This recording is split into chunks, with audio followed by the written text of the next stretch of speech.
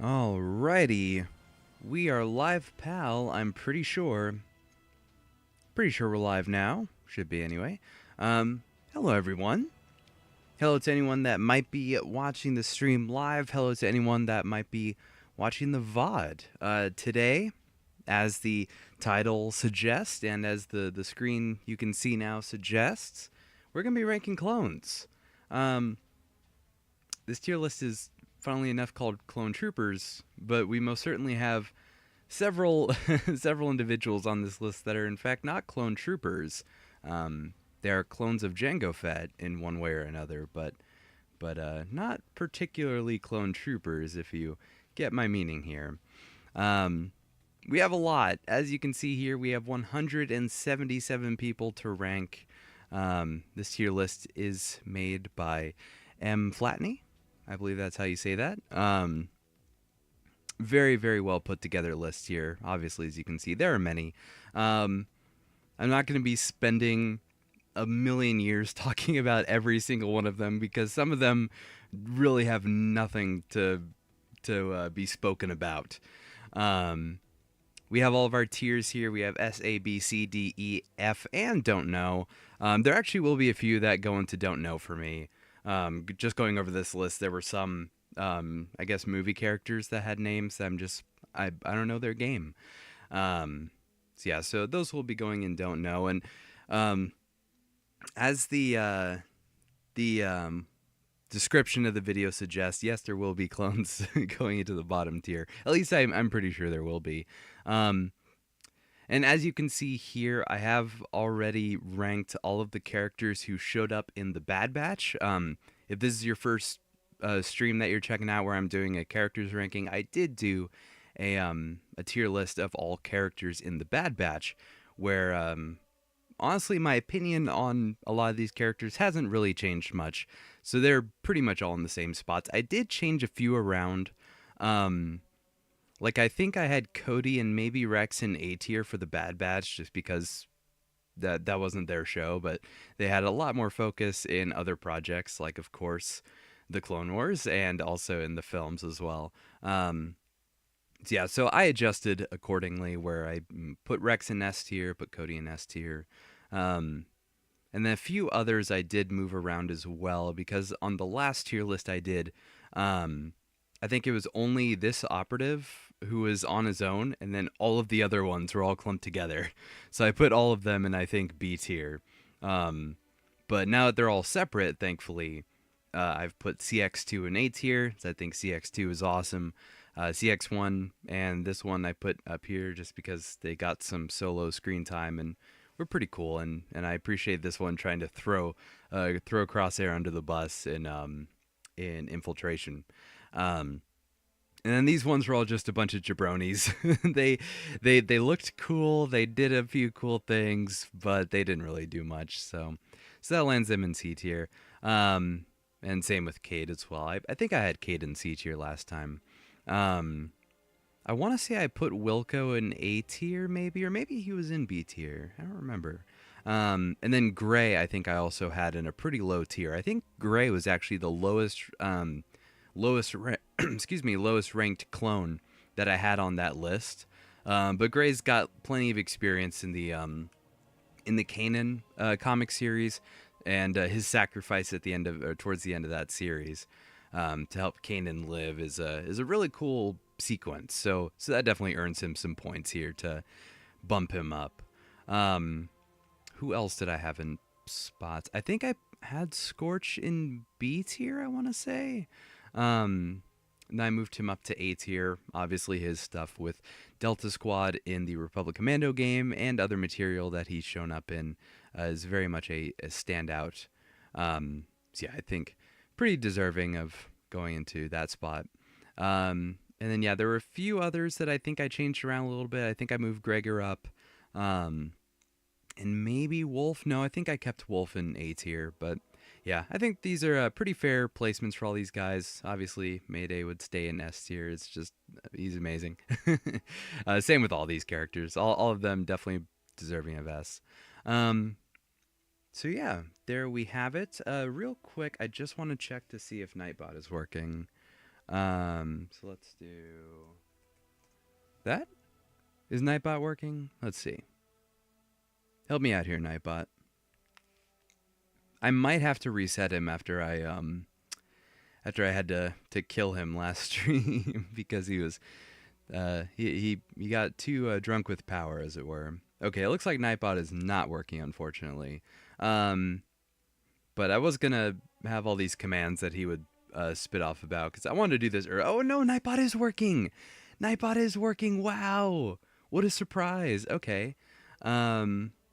Okay, so there, if you're watching this, I guess in the VOD, if you look in the chat, I'm putting stuff in. Follow me on Blue Sky because because Twitter is accessible. Amazon, we have a link for here. For my affiliates link or my associates link, either one. I think you can access both in the description. This is the associates link. What were my other commands that I had? Having a hard time remembering them. Member? Is member one? I think member is one. Oh, and also, while I'm thinking about it now, the soundtrack that I have playing right now, if anyone can hear it, is the Halo 5 Guardians soundtrack. Really love that soundtrack, and thankfully it won't get me bopped, so I play that. Remember, I have memberships open if anyone wants to help support the channel a bit more. If you hit the join button there below the title, you can become a member today. I've only got one tier right now, but that might change in the future. We'll still kind of work that out. Yeah, I think that's pretty much, well, I think I have more commands, but I just can't remember them right now.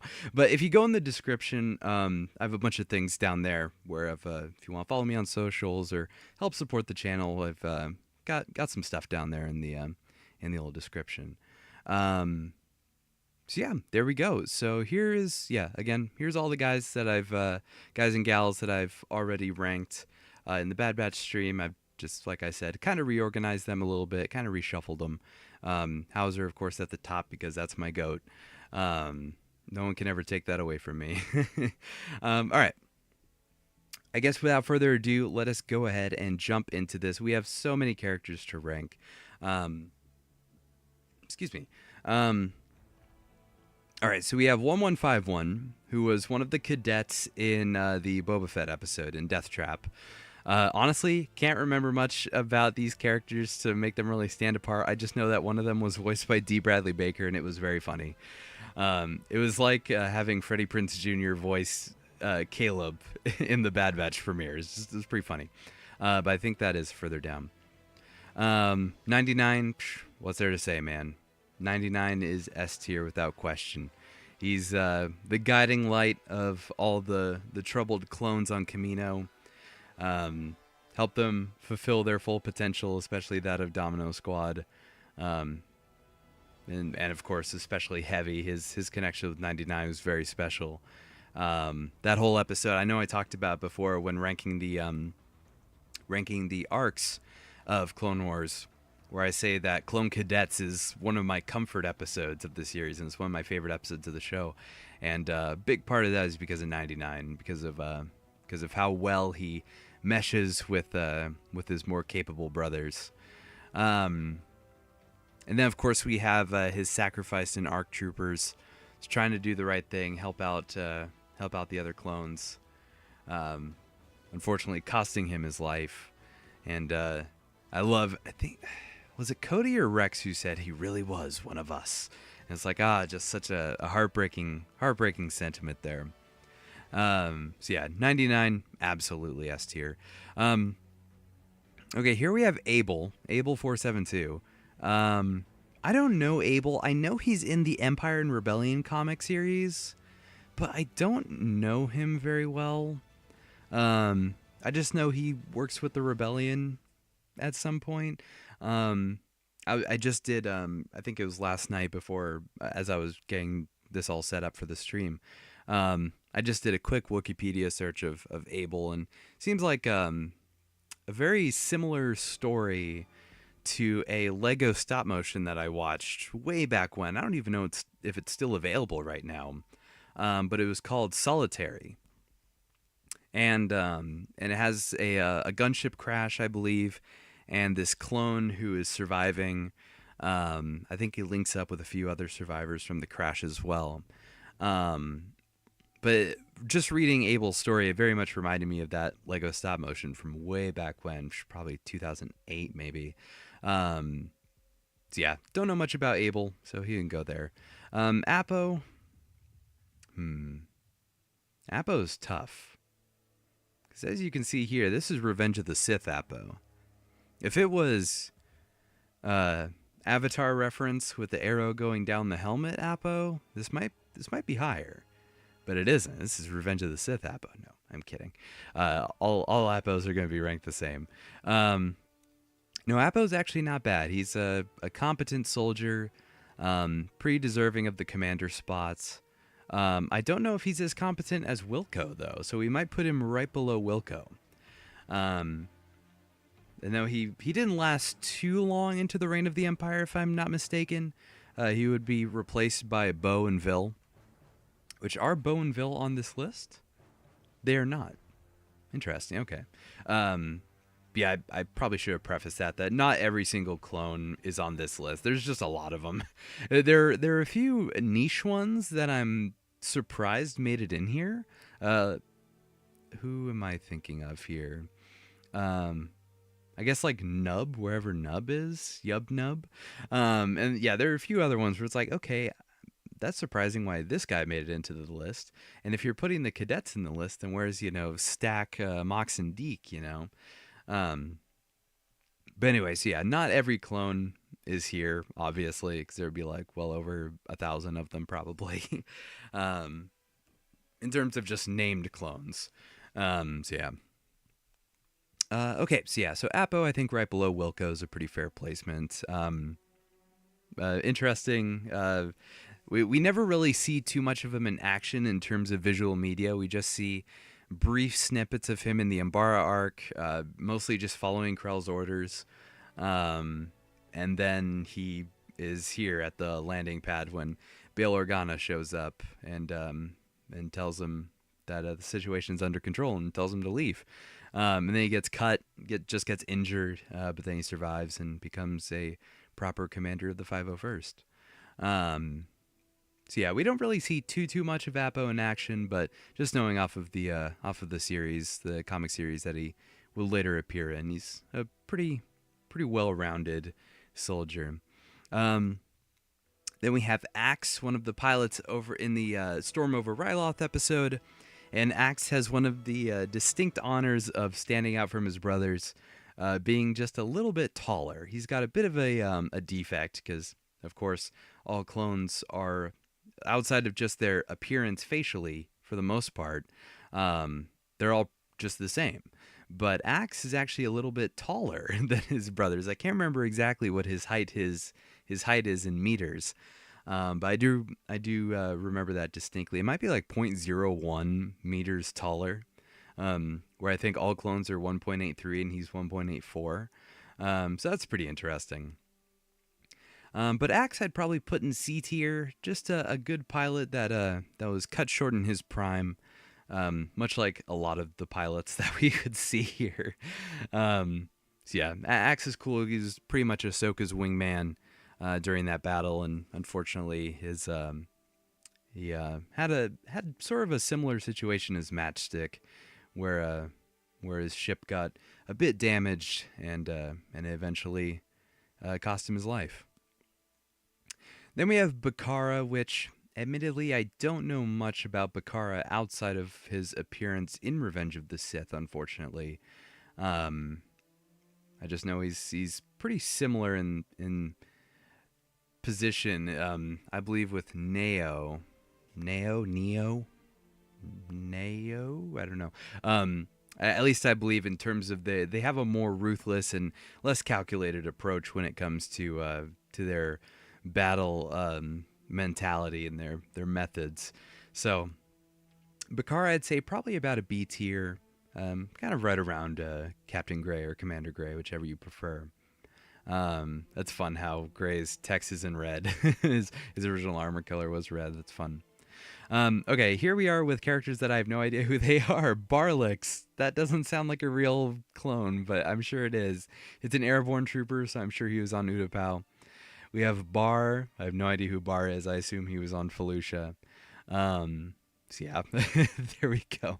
A couple of more. These are distinctive I don't knows. I didn't even bother looking them up on Wikipedia because yeah, they just sounded like fan made characters. I'm sure that they aren't. Maybe they show up in the Revenge of the Sith novel, maybe. But yeah, no clue who Barlix and Bar are. Then we have Bell. Bell's gonna be one of our F tiers, I believe, because as I was going through, I was kind of looking over all these names and I was thinking, okay, what do they do? How efficient are they? How much screen time do we get with them? You know, how much of a good job do they do? Bell and many other clones on this list do nothing and die. And so that is the case for Bell as well as his partner. Let's just get him up there right now, just so I don't have to go through the same thing again. Where is Niner? Here's Niner. Yeah, let's just put Niner and Bell right next to each other.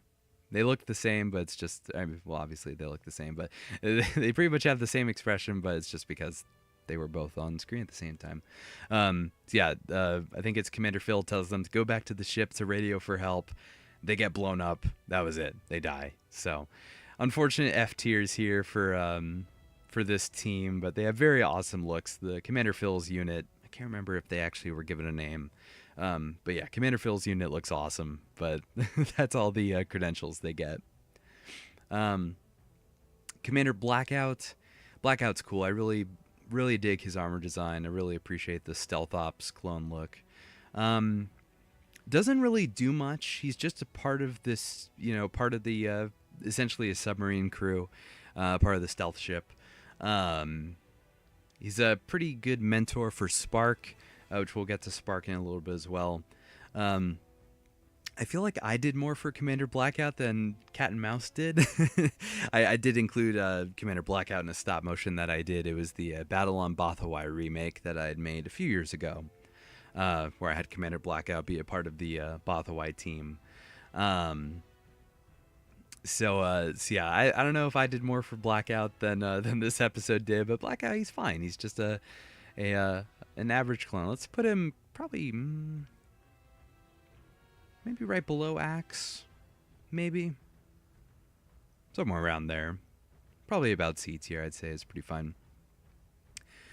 Blitz, despite being an ARC trooper, Blitz does practically nothing on screen. He shows up. I think he's in the background when Colt's giving his big speech. And then he's at the end of the episode when all the troops are being marshaled off onto the ship. And then he orders an ARF trooper to fire a rocket launcher, and that's it. So yeah, Blitz doesn't really do anything of note on screen. He's pretty replaceable with any other clone. It didn't even have to be an ARC trooper. It could have just, it could have just been an average clone. But it was Blitz, so that's fine. Again, I'm probably doing more for Blitz than the show did, because he's not even Blitz in my ARC Troopers series that I occasionally add to. I have a Blitz Clone Wars figure that I have as my own ARC Trooper named Kicker. So so it's not even Blitz. I'm probably doing more for Blitz than Clone Wars ever did. Bly is awesome. Lots of rich history in the Republic comics. I think it was the Republic comics, right? But yeah, lots of rich history there. Unfortunately, makes not too many appearances in the Clone Wars.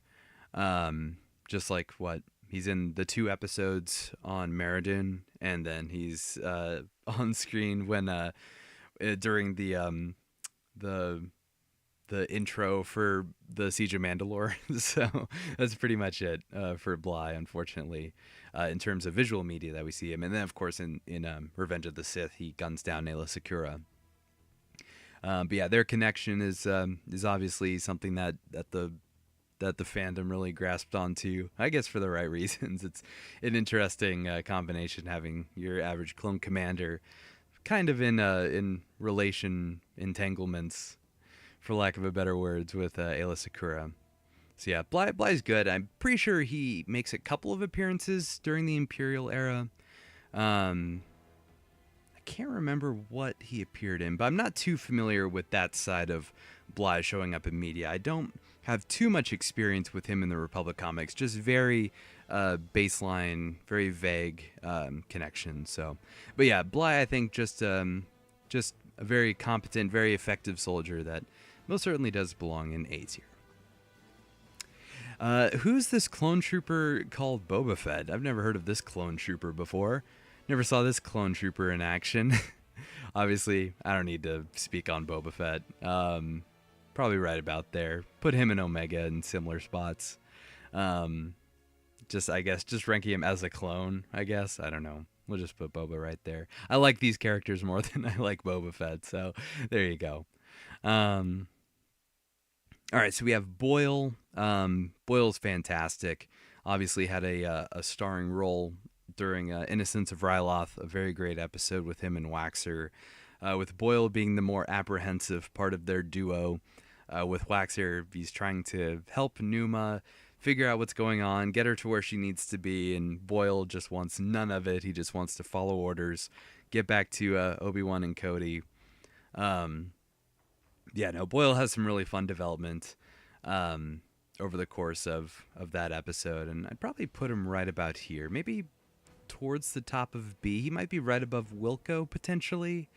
I feel like Wilco is a more effective soldier, but I appreciate the development Boyle. Yeah, I'll put him right about there, maybe. Right below Wilco. Wilco is kind of like the measuring stick in a way for me. I'm not sure if that makes any sense, but like, if a character is as well-rounded in their one or two episode appearances as Wilco, then they deserve to be at his level, if not above. So, so I'd probably put Boyle right around Wilco's level. And then I wish we got more of Boyle as well, because we get Waxer with his iconic death scene in Carnage of Krell, but Boyle shows up the next episode in Kidnapped, and there's like nothing. He just shows up and he's riding a 501st ATRT, and that's it. That's all we ever see of him ever again. I wish he was around for I don't know, something in maybe like in the Siege of Mandalore, maybe during the Battle of Urbana. Maybe Boyle could have been there for a split second. And then of course also he and Waxer show up during the Battle of Geonosis as well, during Landing at Point Rain, when he and Waxer go to rescue Obi-Wan. Just one half of iconic clone duos that are spread all throughout the early seasons of Clone Wars. So there's Boyle, probably in B tier, just about, I'd say. All right, so here's a niche one that many people might not know about. Boomer comes from the Star Wars The Clone Wars Republic Heroes game, which I know is for Xbox, PC, and the PlayStation 2. I had it on the PlayStation 2, loved that game to death. I know people come back to it and make videos about it every now and again, every 6 months or whatever, and say like, oh, the worst Star Wars game ever made and whatever. But I really enjoyed my time with that game. It was a fun platformer, and I really enjoyed the story as well. It felt like a well-written Clone Wars arc, because you start out in Ryloth, and this is where Boomer comes into play. As he's alongside Captain Rex. For a few episodes when you play as them. They get captured by Cad Bane, get rescued by Anakin and Ahsoka, and then they have to fight their way to back to Republic forces, or fight their way to stop Cole Teska, I should say, on Ryloth before he can get the Doomsday device, whatever that's called. I can't remember. Boomer's actually a pretty cool clone. I appreciate that he was included in this list as a very niche clone. I really like that. So I'd probably put him right around B tier, I'd say. Kind of around Boyle. He's got a fun little line. I think it's the first mission when you can play as Boomer and Rex. They're on patrol on ATRTs, and Boomer asks Rex, what they're doing, what they're looking for on this patrol. And Rex goes, droids, smugglers, wild animals, basically anything that's trying to kill us. And Boomer goes, so the usual then. So yeah, it's a fun little exchange there that they have. Yeah, so I think Boomer right around B tier. Boost, again, more of the clone duos. Very awesome that Clone Wars emphasized its clone duos early on, and then pretty much just kind of gave up on it. But that's neither here nor there. But Boost, obviously part of the Wolf Pack.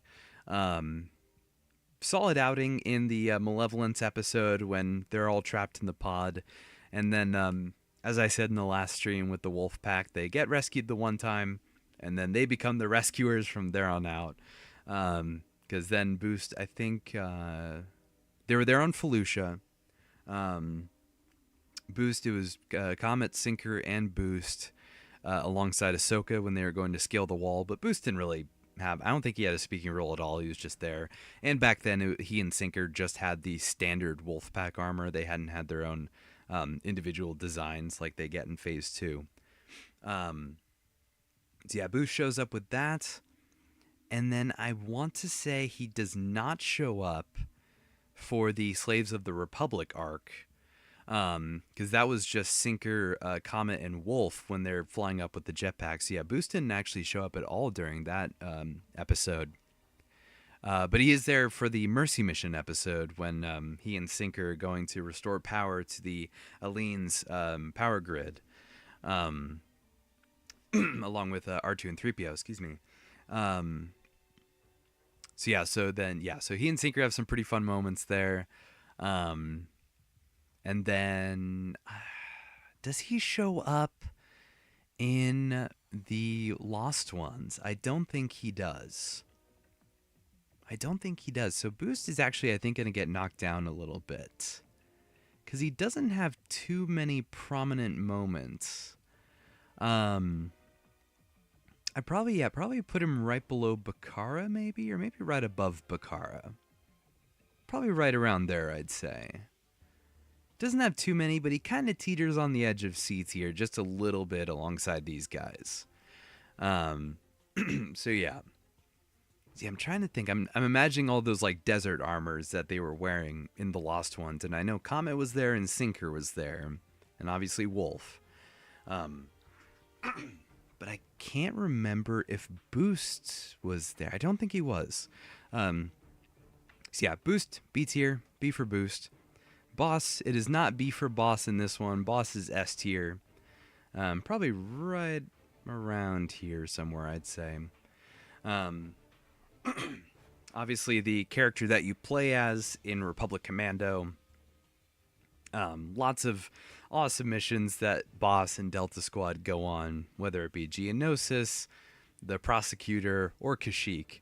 And even beyond that, obviously, Boss and the rest of Delta Squad have many other experiences in the Republic Commando books, and other media as well. So, Boss, gotta be S tier. And then we have, Boss is an S tier, Scorch is an A tier, and then we'll have the rest of Delta Squad. They might be kind of split among these two tiers, but we'll get there. Broadside. We have Broadside here. Broadside is one of the pilots that I really wish we got more of. As Clone Wars went on and we got past Season 3 into 4, 5, 6, and 7, the show became a lot more 501st focused. So we got, Rex and all those guys. And then in terms of pilots, we got Hawk. But Broadside is kind of one of the OG pilots, as he was in the Malevolence arc, survived that, and then was there for the Battle of Kamino on the space side of things. And then we never really see Broadside again, unfortunately. I really wish he was one that showed up a lot more, but I'm probably going to put him right above Cade in C tier. I think he had a very high ceiling in terms of his potential, but he just never really showed up. So hopefully in some other media, maybe Broadside and a few other pilots can get some spotlight. Like, of course, Hawk and some of the other ones. I guess Oddball in a way, is even though we have Oddball in quite a few appearances, but it'd just be great to get pilot stuff. Um, then we have Buzz, who's a part of the 41st. Buzz is interesting. I think as a kid, when I loved the Geonosis arc, and I was pretty big into the 41st at the time. I actually made a custom of Buzz on a plain clone, and of course I regret it to this day. But I kind of have that some semblance of PTSD whenever I look at Buzz. I'm like, oh no, that custom I made, no, take it back. I want plain white clones. But no, Buzz has. I think he was the one when they're landing in Weapons Factory when he tells the troopers to lock and load, and then he has the Z6 rotary cannon when they're charging the foundry, and he lights up a few Geonosians, and then I think that was it for Buzz in that episode, and then he shows up again in Legacy of Terror when him and Luminara check out the temple, the destroyed temple, and then Buzz dies off screen. So yeah, not too much for Buzz, but he has more than most, I'd say, more than a lot of the ones that are going to end up in these bottom tiers. So I'd probably put Buzz right around C tier, I'd say, kind of around Broadside, where they have some pretty decent outings, some decent showcase moments for a few frames, and then they die off screen. So there we go. Okay, Cameron was a part of the crew on Meridoon after the Jedi crash, in Jedi Crash, but after the crash. I think they were all a part of the 327 Star Corps, I believe. I don't think they were a part of the 501st. But yeah, much like Bell and Niner, they did nothing, then died. So the rest of them are going to go in here too. So Flash is going to go there, and Lucky are going to go there as well. All three of them, they did nothing. They got ate up by the creatures and died. So that was about it for them. Then we have Advisor, CC01-425. Advisor is S tier for me. I love Advisor. He's got some really fun moments. You see him twice, maybe, I think. But you never actually see him in person do anything. He's your guiding advisor. In Republic Commando, he guides Delta Squad around and as their personal advisor. And I love Advisor, man. He's very informative. He does exactly what he needs to do. He doesn't hold out on any details. He urges Delta along if they're falling behind on their mission. I think I can't remember who was it that did the voice work for Advisor, but they did an amazing job. So yeah, Advisor, absolutely a standout character for me in Republic Commando. I mean, there's only like 5 standout characters in Republic Commando anyway, and he is among them. So yeah, Advisor, absolutely S tier for sure for me. If there's anyone that I want like narrating me or like guiding me along and giving me useful tips or whatever, I'd want it to be Advisor. Charger is going to be another F tier, unfortunately. He climbed a rock wall and then died. So yeah, that's just the way the cookie crumbles, I guess.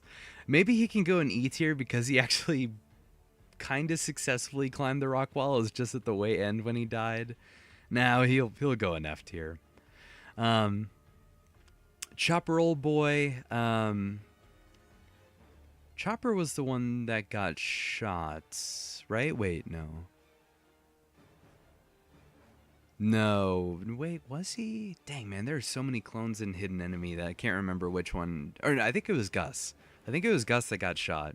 Chopper was the one that made the battle droid fingers. Yeah, we don't really see much of him. Looks cool, has a cool attitude about him, I guess. With him being the suspect pretty early on. Yeah, probably right around here. He'd probably be above Broadside, maybe, or maybe above Buzz. He'll be above Buzz, I'd say. We have Colt, Commander Colt of the Rancor Battalion. Colt's cool. I really like his speech at the beginning and during his first appearance. Probably right around there. But after that, him being like the upper ranking drill sergeant type, he's kind of the like inspector, I guess you could say, because Brick and Ellis and all the bounty hunters and the other trainers that they have on Kamino are the drill sergeants in a way. But Colt is the one that comes in to like inspect the team and see how well they're doing and judge them on if they're ready to take the test. But yeah, I appreciate Colt's mentality when it comes to clones being united in battle and not leaving one another behind and just the rule set, right? I appreciate that. So yeah, Colt's cool, and then he had a bit of a lackluster death, I'd say. Just dies the next episode he shows up in. So but yeah, his first appearance in Clone Cadets was really cool, a very cool appearance and a very cool outing for him. Obviously, with this being the first time we see ARC troopers in the Clone Wars as well, which is awesome. Really love the armor design. But then he just dies the next episode to Ventress. So there's that. He got a kiss on the cheek after he got killed by Ventress, so good for him, I guess. So yeah, Colt in B tier, I'd say. Comet is great. Definitely above Boost, I'd say. I think maybe not. I'd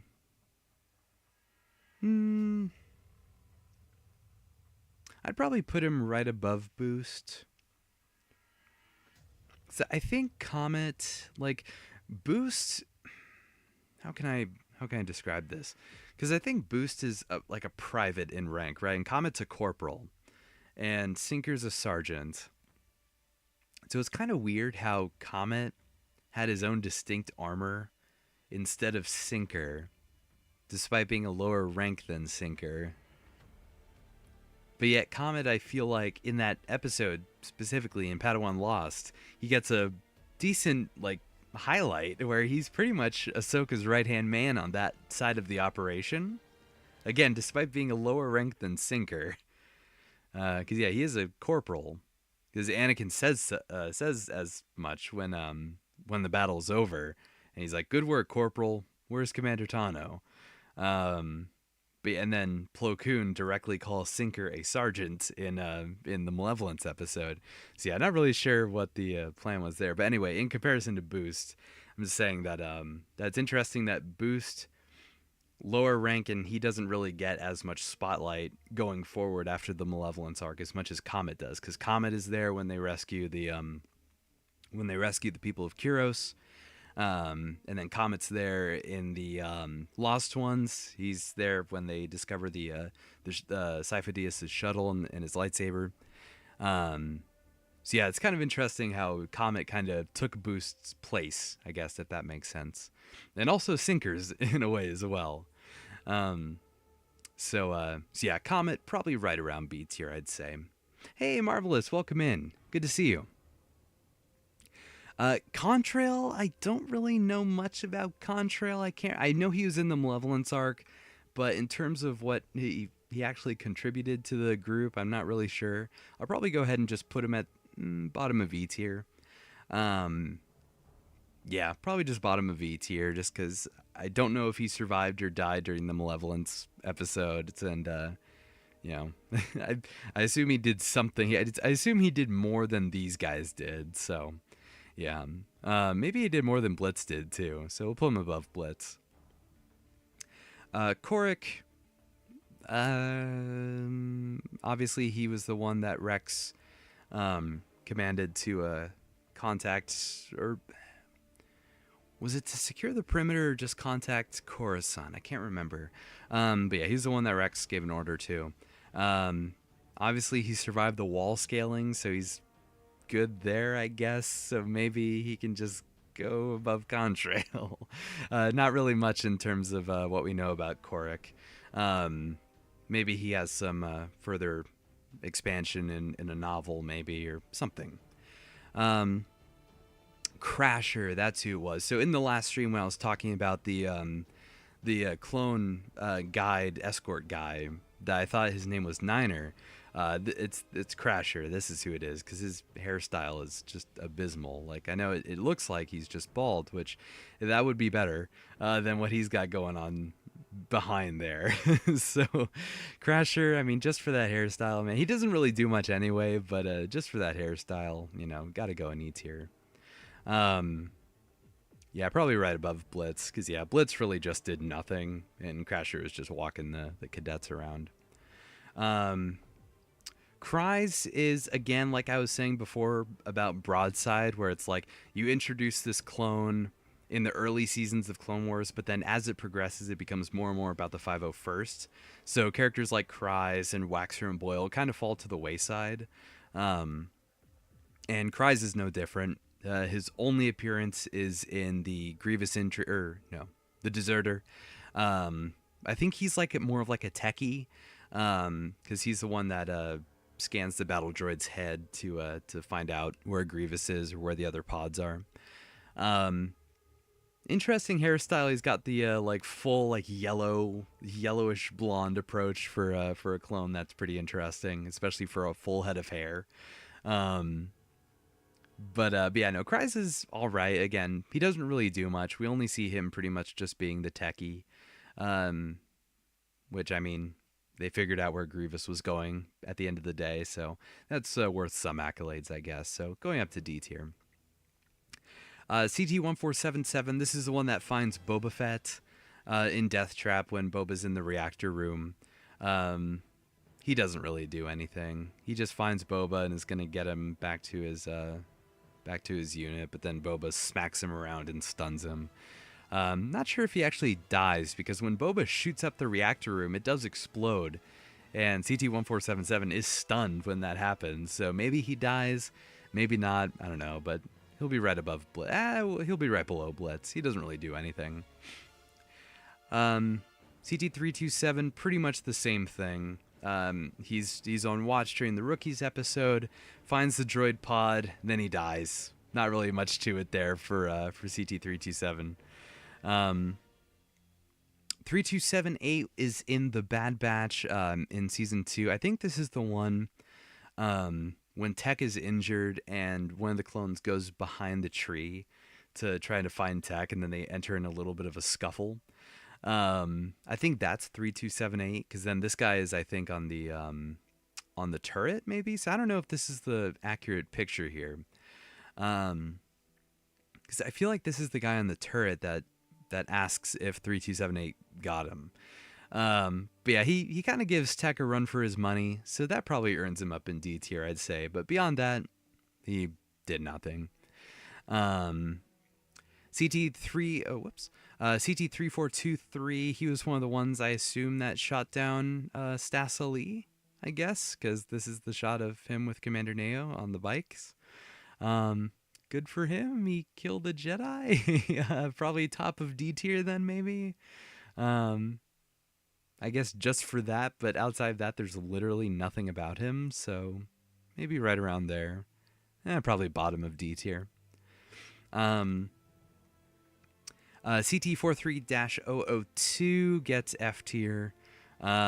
He is he has the distinction, the I don't know if you want to call it the honor, but definitely the distinction of being the only clone of Captain Fordo's unit on Munilance to die.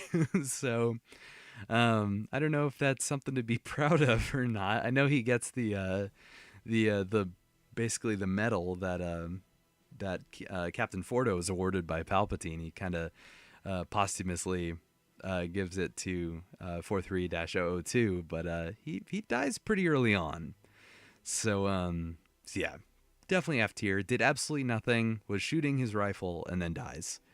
CT-8508 is the one that Crosshair sends to find the Marauder and secure that.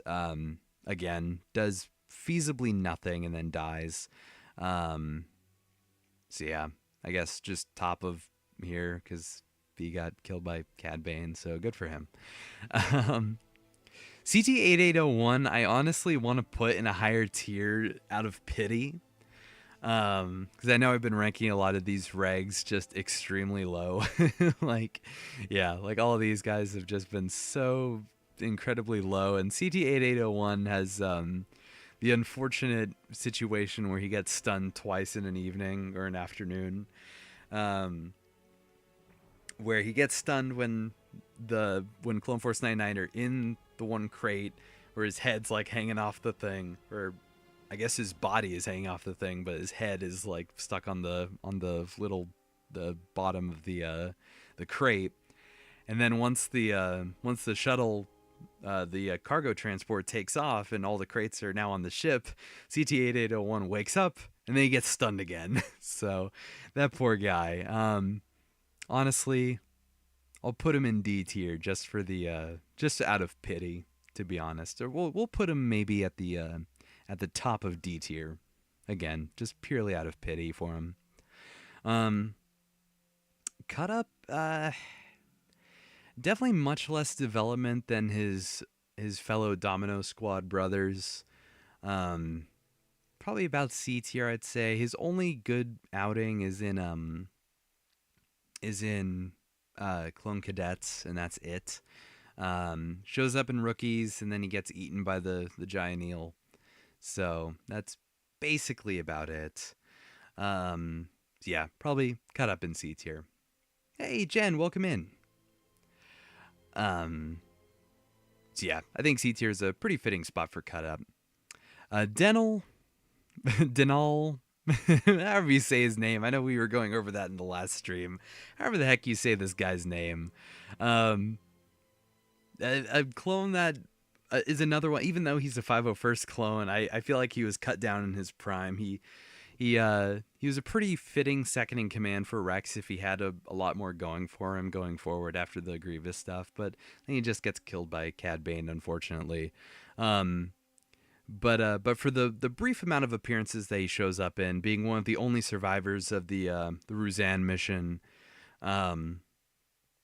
being one of the ones to go on the mission to find the holocron on board Cad Bane's Munificent. Again, he had some pretty good outings, definitely better than all of these ones, I'd say. So yeah, probably right about here, maybe right above Colt, maybe.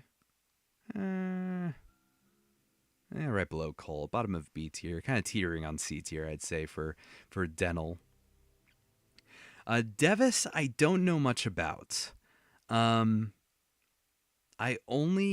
so I'm gonna put him in don't know. I know Devis, right? I am familiar with Devis quite a bit. I just haven't read or experienced any of the material that he actually shows up in. I'm only just familiar by, not word of mouth, but words on screen. My only fond memories of Commander Devis come from a Lego stop motion series called Squad 42. People have probably heard about that one. It's I'd say one of the more iconic Lego Star Wars stop motions, where Commander Devis is a pretty prevalent character in that series. But outside of that, I'm not really familiar with any of Devis's stuff beyond that. So, unfortunately, putting him in the don't know tier. But I do know Devis, just not enough to justify a proper tier placement. And that he got a Legacy collection figure, and that was pretty much it. We have Dogma. Dogma is definitely gonna go probably above Apo, I'd say. Probably above Boomer. Yeah, probably above a lot of these guys, actually. Towards the top of B tier, I'd say. Very, very good outing that we see him in the Umbara arc, and that's, of course, the only time we ever see Dogma. He first shows up in Darkness on Umbara, last episode's Carnage of Krell. Him being the devoutly loyal to Krell, I guess, antagonist in a way to the rest of the 501st, who are very much on the fence or outright hating Krell's orders. Dogma being that antithesis to everything that those clones are trying to uphold is a really cool dynamic. Dogma is a very a great foil, I guess you could say, to clones like Fives and Jesse and Hardcase, who are trying to disobey Krell, and Dogma's there to either try to remind them to stay in their lane and follow orders, or if he's trying to rat them out or whatever. And then him leading the firing squad at the end, and being very ready to have his own brothers executed, only then to learn the truth. Even then, he still doesn't believe it. Of course, after Krell orders the friendly fire mission, and Dogma learns the truth, and he still just can't believe it. He can't believe that he should disobey orders now at this point. And then he gets taken away. I think I've talked with people about this before, where Dogma is kind of the perfect Imperial soldier. So I'm sure he was around for once the Empire went into effect. I'm sure he was probably involved with the Imperial 501st, at least I'd imagine. Yeah, Dogma's a very fitting character for the arc, and get some awesome moments for sure of him just being a teacher's pet, as it were. So yeah, solid beats here, I'd say, for Dogma. Doom is it's Doctor Doom is a clone trooper, which is cool only in appearance, but we don't really see much of him. I probably put him at the top of C tier. Only shows up that one time in The Unknown. Isn't really there for very long. Yeah, we just see him shoot a couple of times, and that was it. So he doesn't die or anything. He does live to tell the tale, but he was just there for the Battle of Ringo Vinda, and that was it. So yeah, Doom probably right about C tier.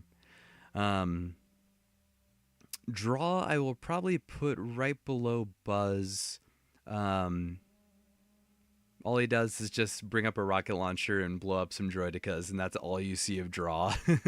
These guys had so little screen time, but even despite that, they were still deserving of getting figures, I guess. So yeah, Buzz and Draw. I wish Hasbro had that mentality nowadays.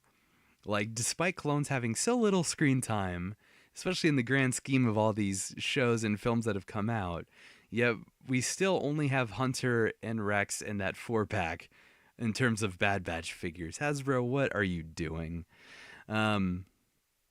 Anyway, but I digress, as it were.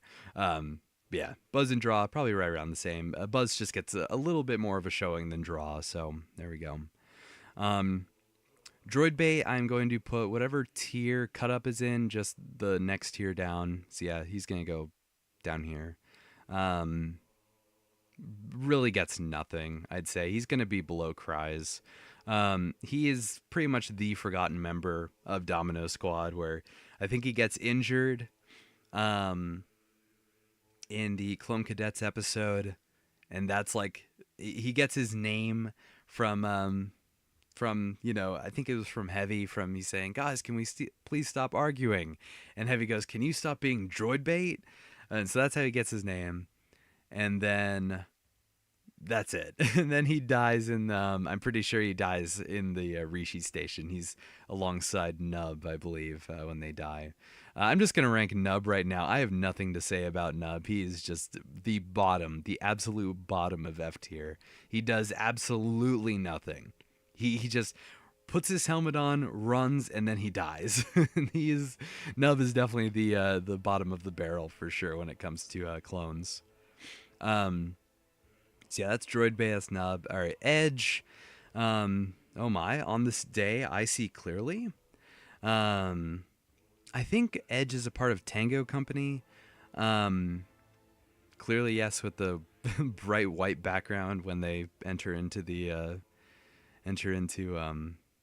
mess hall with Ahsoka and Barriss. All of Tango Company are kind of gonna go around the same area. Yeah, I think they're all gonna go right around C. Probably right at the top of D, I'd say. I'm just gonna go ahead and put them all there. Ox is one of them.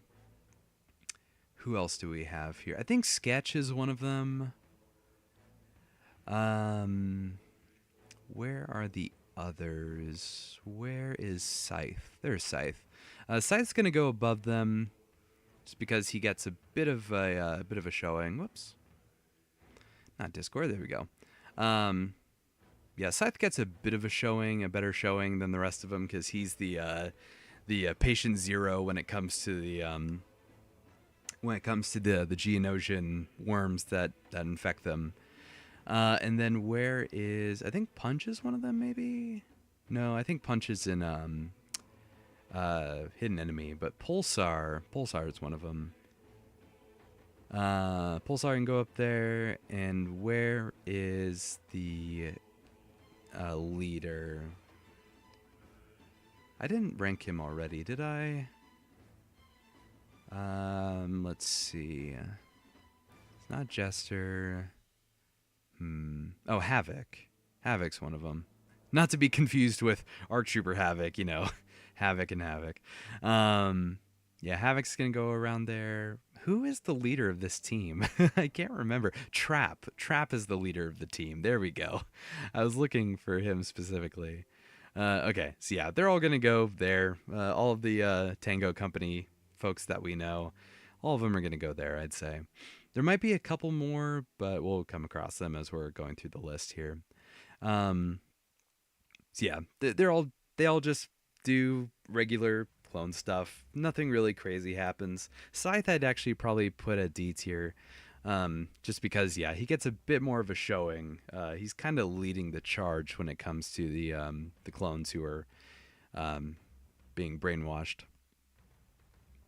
Then we have Angle. I believe that's how you say his name, is Angle.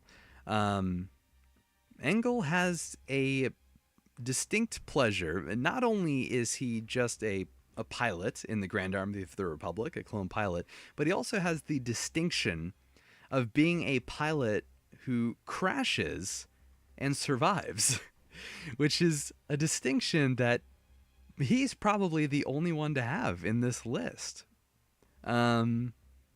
Yeah, he doesn't eject like the clone that Ahsoka rescues in the gunship, where he, you know, ejects from the gunship, you know, flies out of the ship as it's crashing. No, Angle actually does crash his Y-wing into Obi-Wan's Venator, and is pulled from the wreck alive. So so just for that alone, I mean, he's got to go into D tier, right? Probably. I mean, he has no lines, does absolutely nothing except for crash and survive, so he'll go into D tier. Yeah, why not? We'll put him right about there. And then also Killer, right? I think Killer's the other one. I don't know if Killer actually survived. I know that was his wingman, but I don't think we see Killer again. So I'm gonna actually put Killer in F tier. Because Killer actually, assuming that he doesn't survive, and Angle was the only survivor, then, you know, Killer did nothing and died, just like the rest of these guys. So yeah. Then we have Commander Phil. Phil's again, just like Niner and Bell, very, very cool looking armor, but not just judging off of the armor here, we're judging off of what he does. And Phil makes it farther than all the rest of his clones, so I guess that's an accolade in of itself. Before he dies to Gore in Lair of Grievous. But he doesn't really do much beyond that. So I'd probably put him... He is in D tier, I'd say. He might be top of D tier. Because he gets a pretty decent outing in Lair of Grievous before his death. He's pretty much one of the last characters to die in the episode. But anyway. So yeah, so that's Phil. Oh my goodness, we have ranked so many, and we still have so many to go. But we're definitely blasting through them for sure. Only an hour into the stream, and we've ranked, I don't know, about half maybe. So that's fun. Fives. What more needs to be said about fives? S tier without question. Probably put him right behind Cody, I'd say. My only gripe with fives is that sometime, like, he's still an S tier for me, no question, is that we don't really get too much with him. In Clone Wars' 100 plus episode run, we don't really get much of him, right? He probably shows up in, what, 8, 9, 10, maybe 11 episodes, which is very impressive. Wait, no, did I forget the Citadel? Maybe about 13 episodes. Um, yeah, 13 or 14 episodes. But I know that I've seen people act like we have been with Fives for like the entire show, but that's not entirely true. He only, much like Echo and the other ones, they only show up pretty sporadically. Fives is lucky where he's in an arc, in a few arcs, not just as an arc trooper, but in actual arcs, where he gets to have some good character moments like Umbara and his own conspiracy arc. Um, but in terms of the rookies episode, his only real credible moment is that he's one of the only two survivors. Clone Cadets, again, his only distinction is that his number is CT5555, so he's just fives. And then in ARC Troopers is actually when he gets some good moments. But I wish that they would have kept that deleted scene in when Fives is kind of wanting more for him and Echo, saying that they should be promoted to ARC Troopers. Um, but anyway, but even despite my criticisms of people saying that, oh, we've been with Fives for so long in this show, even though it's only really not even a half or not even a quarter of the show, he still has, his moments are so prominent, and deservedly so, with the Umbara arc, with him kind of spearheading the anti-Krell group that they made, and then of course in his own arc uncovering Order 66 and dying as a result. And Fives, really, it's his legacy, I think, that is the most prominent part about him. Is he gets the message to Rex. Rex makes the recording about it so that Ahsoka can then see that recording. Ahsoka saves Rex. They survive. And then that ties into everything that you pretty much see in Rebels and everything going forward. Even though there's a lot of like through lines and kind of like, okay, yeah, maybes. I don't think that can be disputed, is that Fives' discovery is kind of a big spiral effect to allow lots of things to happen. Because without that message to Rex, without him trying to get through to Rex and Anakin, Rex wouldn't have known at all about anything, wouldn't have made that recording, then Ahsoka would not have known about the chips, then she would have died, probably. And then then you don't get the stuff that happens in Rebels the way that it happens. You might still get the Ghost Crew, but they are nowhere near as unified without Ahsoka being Fulcrum. And then without all the stuff that happens with the Ghost Crew, you probably don't get the Masasi group, the Rebellion, and then so then there's nothing. So Fives' legacy really does outlive him, I'd say. Fixer, I'm probably putting Fixer in A tier. He's probably the least rounded part of his team. He's probably going to be bottom of A tier. Fixer is the least well-rounded member of Delta Squad, I'd say. He's just the by-the-book soldier. He's the straight man of the group, where Boss is the leader, kind of has some fun sometimes, but he also is pretty rule-bound, just not as much as Fixer. Scorch is the goofball. Sev is the hardened, grizzled warrior. And then Fixer's just the rule-bound guy that keeps everyone on track. So yeah, not too much character development for Fixer over the course of Republic Commando.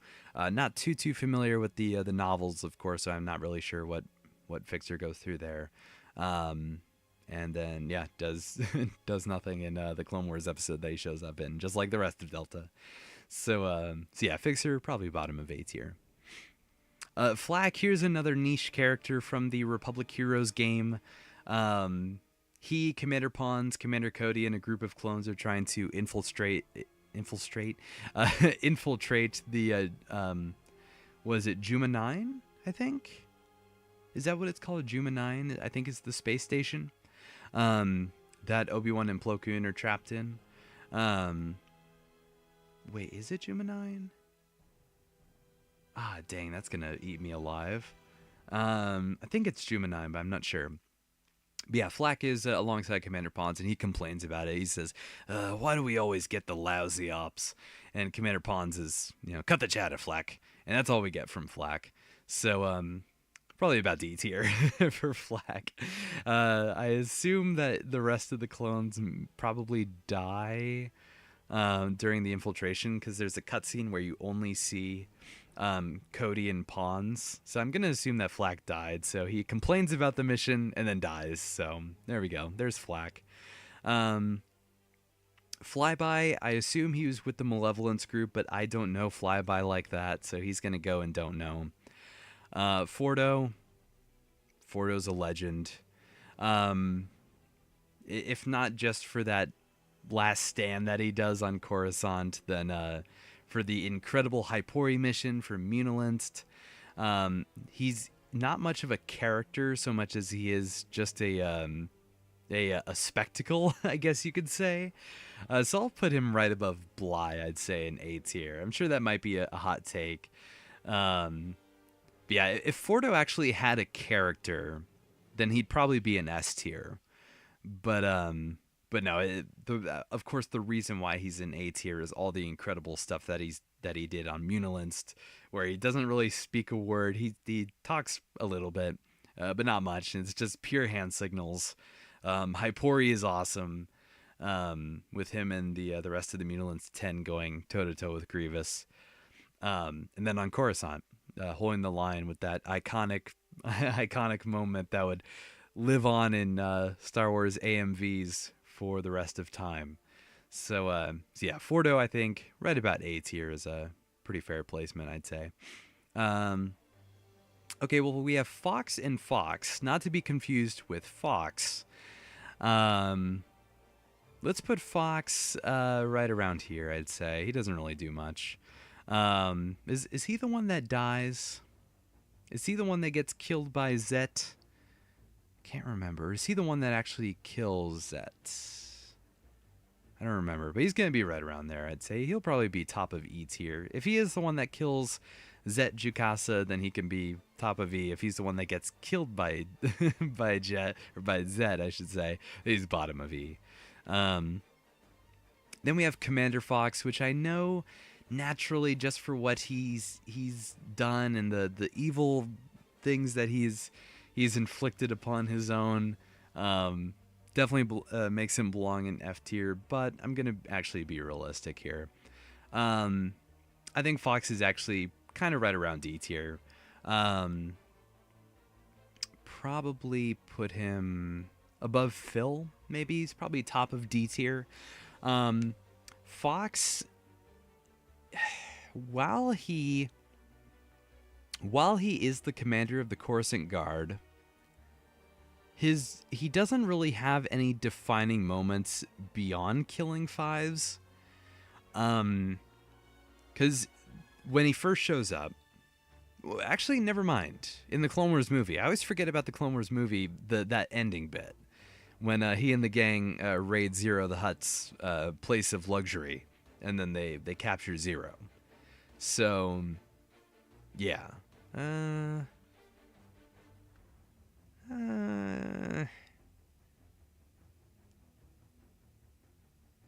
Okay, so what I'm gonna do is I'm gonna move Draw down to D tier. I know I put him with Buzz, but I'm just thinking about like, okay, well I'd probably put Fox above these guys.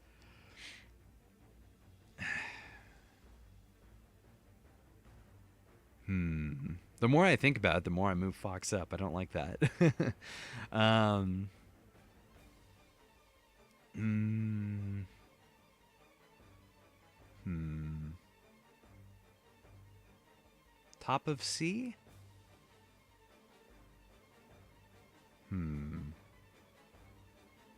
Okay, yeah. We'll put him at top of C, I guess, for right now. I'll think more about it later. Yeah, him rating Zero's place is a very cool sequence. Very awesome showing for him when he just rolls right into the room and starts blasting. Um, After that, it's when Cad Bane and his bounty hunters are leaving the Senate building, and Fox is there, and he does nothing. Tells them to surrender, and then he's the one that eventually surrenders. Um, then the next time we see him is in season 3, when the disguised sweeper droids are going into the reactor room, And Fox is just like, all right, yeah, these droids are good, let them go. And then when they go the wrong way, he's not suspicious about it at all. He just thinks that they're dumb droids. And he's like, all right, yeah, no, it's actually that way. Just stupid droids. And then he inadvertently causes the destruction of Coruscant's power grid. Um, so there's that. And then the next time we see him, I believe, is when Anakin and Ahsoka bring Obi-Wan, quote unquote, Rico Hardeen, um, to the prison facility, and Fox is there to receive him, I should say. There's only one guy going in, not all three. And then I think the Ahsoka arc after that, where he has Ahsoka arrested for supposedly killing Letta, and then the Fives arc when he kills Fives. So yeah, probably C tier, I'd say, for Fox. That's probably fair. Um, Real quick, I'm just gonna check here to see if the Halo 5 soundtrack is still going. It is not. Um, that's weird. Wait, that is so strange. It says it's a 2-hour long video, but it stops at an hour. Huh. That's bizarre. Okay, well, we're gonna go to the Transformers Fall of Cybertron soundtrack now. I know I didn't say it at the top of the stream, but if anyone's into Transformers stop motions or just what I do with stop motions in general, just earlier this morning, time of recording, time of streaming, I should say, I did put up my latest Transformers stop motion. I know this is just a quick little break here, and then we'll get back to it. I'll take a quick water break, and then we'll get back to it. But yeah, I did just post my latest stop motion this morning. Transformers Vendetta. It's my entry into Primetime Animations 2025 contest. So if you're into Transformers stop motions at all, or again, like I said, if you just want to see competent stop motion work, then go check it out. It was a lot of fun. To put it together. I really pushed myself to get it out today because I wanted to uphold what I was saying about in one of the community posts that I did a while back, where I said I wanted to get out a stop motion every month, a big stop motion every month, and so I really pushed myself to get it out today instead of March 1st.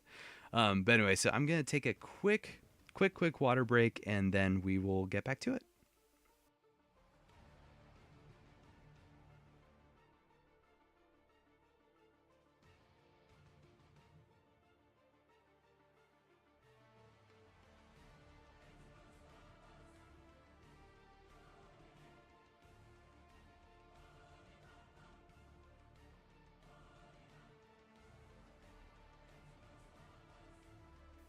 All right, we are back.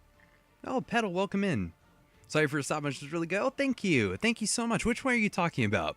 This first stop motion would be The Awakening Part 1, which I wouldn't say it's really good, but obviously depending on which one you mean, I can definitely speak more to it. But thank you so much. I really appreciate that. Okay, so where were we? Who did we just rank? We ranked Commander Fox. Okay, so here's another one that I don't know. This is Gale or Galley. Not sure who that is. Again, just like Bar, I assume that they were on Felucia. So yeah, he'll go right next to Bar. Gear Shift, him and his buddy. Wait. Did that guy have a name? Longshot. Yes, Longshot and Gear Shift, right? Or no. No, Longshot was the one that got killed by the electric wall. I don't think his partner had a name. Yeah, I don't think so. All right, anyway, Gear Shift, yeah, probably right about, probably here, bottom of E tier, I'd say. In Legacy of Terror, when Obi-Wan, Anakin, and the 212th are in the Geonosian catacombs, and they're a pretty good distance away from a good radio signal. They send Gear Shift and his partner, I can't remember what his name is, if he ever had one. They send them back, and then they just die to the Geonosian zombies. So yeah, not too much there. Honestly, he's probably just gonna go here. Probably right about Bell and Niner. Talking about the Galaxy Force episode. Awesome. Yes, thank you so much. Really appreciate that. Yeah, I had a lot of fun putting Galaxy Force Episode 1 together, and hopefully next month Galaxy Force Episode 2 will come out, barring any uh, problems. Gearshift is such a cool name. It is. Gearshift is an awesome name, but it's a very Transformers type name. But I think it actually might be a Transformers name, Gearshift. I know we have Gears, but anyway, yeah, it's a very cool name for a clone that gets nothing. He gets pulled up into the ceiling by Geonosian zombies and dies. Um, and he actually has a figure, which is an interesting thing that I don't know if many people know this. But Gearshift actually has a figure. It was in a 2-pack with him and Obi-Wan, and it was like a pack that came with a DVD. And I'm pretty sure it had just Legacy of Terror. But yeah, I've actually used that figure as Sergeant Hammer in a lot of stop motions with the 2/12 that I've done, including alongside Commander Blackout here. In that Battle on Bothawai remake that I did, where I used the figure of Gearshift as Sergeant Hammer. So it's interesting how, yeah, this guy gets a name drop, dies immediately, but enough to get a figure, just like Buzz and Draw and all of them. Okay, then we have Gaji, or Goji. I used to call him Goji, like Gojira, which is the intent behind his name. It's got the big lizard face on his head, on his helmet, I should say. But I just started calling him Gaji one year, and that just sounded cooler. So yeah, Gaji is there for the Zillo Beast episode, but not when the Zillo Beast is actually around. It's during the initial Battle of Malastare, when that droid army is charging and they're testing the proton bomb, the electronic proton bomb, and Gaji and his partner are the one to fly the Y-wing over, drop the bomb to EMP all the droids, which inadvertently wakes up the the Willow Beast, the Zillo Beast. So yeah, Gaji doesn't really do much besides drop that bomb. So we'll probably just put him right about E tier, I guess. His partner is Rod, which Rod does absolutely nothing. So we're just gonna put him probably top of F tier. He does nothing. Gaji's the one that does all the work. Okay, then we have Commander Gree, which Gree is a character I wish had more appearances in the Clone Wars outside of his just, 2 appearances that he makes. But Gree is cool. Probably put him top of C, maybe right above Colt? Maybe right above Colt. Gree, obviously, in Revenge of the Sith, he's there with Yoda on Kashyyyk for the droid attack on the Wookiees. He's Luminara's clone, or Luminara's second in command, I guess you could say. Commander of the 41st. But yeah, Gree is a character that I wish we got more of throughout the Clone Wars, because we just see him in his Phase 1 armor on in Cloak of Darkness in Season 1. I think he shows up the episode before in Bombad Jedi. Shows up there. Shows up in Cloak of Darkness when he fights Argaius and whatnot. And then he shows up for the Battle of Geonosis. And then he also shows up in the Clone Wars Republic Heroes game alongside several other characters. He's there on Alzok 3 is the level when, so you're on Alzok 3, you're investigating this kind of like a seismic disturbance, I guess you could say. It's a munificent that had crashed, and it's got all kinds of parts there just floating in air. So it's Gree, Commander Bly, Ayla Secura, and Luminara, and they're all in Alzok 3, and Gree has some pretty cool moments there. So yeah, I'd probably put Gree right about B tier. Not too familiar with this stuff in the comics, but I'm sure it warrants him being up here. And then, of course, he gets beheaded by Yoda in Revenge of the Sith after Order 66 is given through. So yeah, Gree probably right about there. And then you take Gree, put an R on the end of it, and you have Greer. And Greer did absolutely nothing. He is probably just alongside Nub at the bottom of the barrel. his appearance in that episode of season 1 of Cloak of Darkness was a core memory. It kind of is for me too. Because like I had said before with I think it was with Buzz, back then I was a big 41st fan, and so much so that I did make a custom of Buzz, and I loved the 41st at that time. So having Gree kind of get a prominent role in Cloak of Darkness, it's like, oh yes, let's go.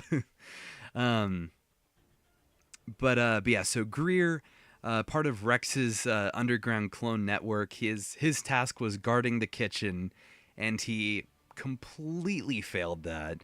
CX1 just climbed up through a hatch, choked him out, and then he was dead.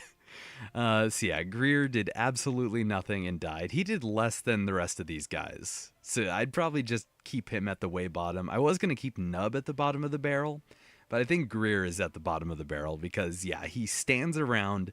He doesn't even walk. He doesn't do anything. And then he gets choked out and dies. So yeah, Greer, absolutely bottom of the barrel. Cool armor, cool design, but not worth to give it any higher. I think Gus was the one that got shot, right? Was he the one that ripped off the tactical droid head in Hidden Enemy? If so, that's awesome. That's deserving of D tier, I guess, at the very least. And yeah, I think he got shot in the arm for it as well. So yeah, Gus is a cool one. I just have a distinct memory of him, Chopper, Slick, and Rex getting a 4-pack of clones. I think I got at Fred Meyer, I want to say. It's very, very interesting that it was there. Was it Target? Might have been Target. No, Walmart? No, I don't think so. But anyway, yeah, Gus, probably right about top of D, bottom of C. Bottom of C. Probably higher than Cut Up, I'd say. No, not higher than Cut Up, because they at least passed the Citadel stuff. Gus didn't do much outside of rip off the tactical droid's head.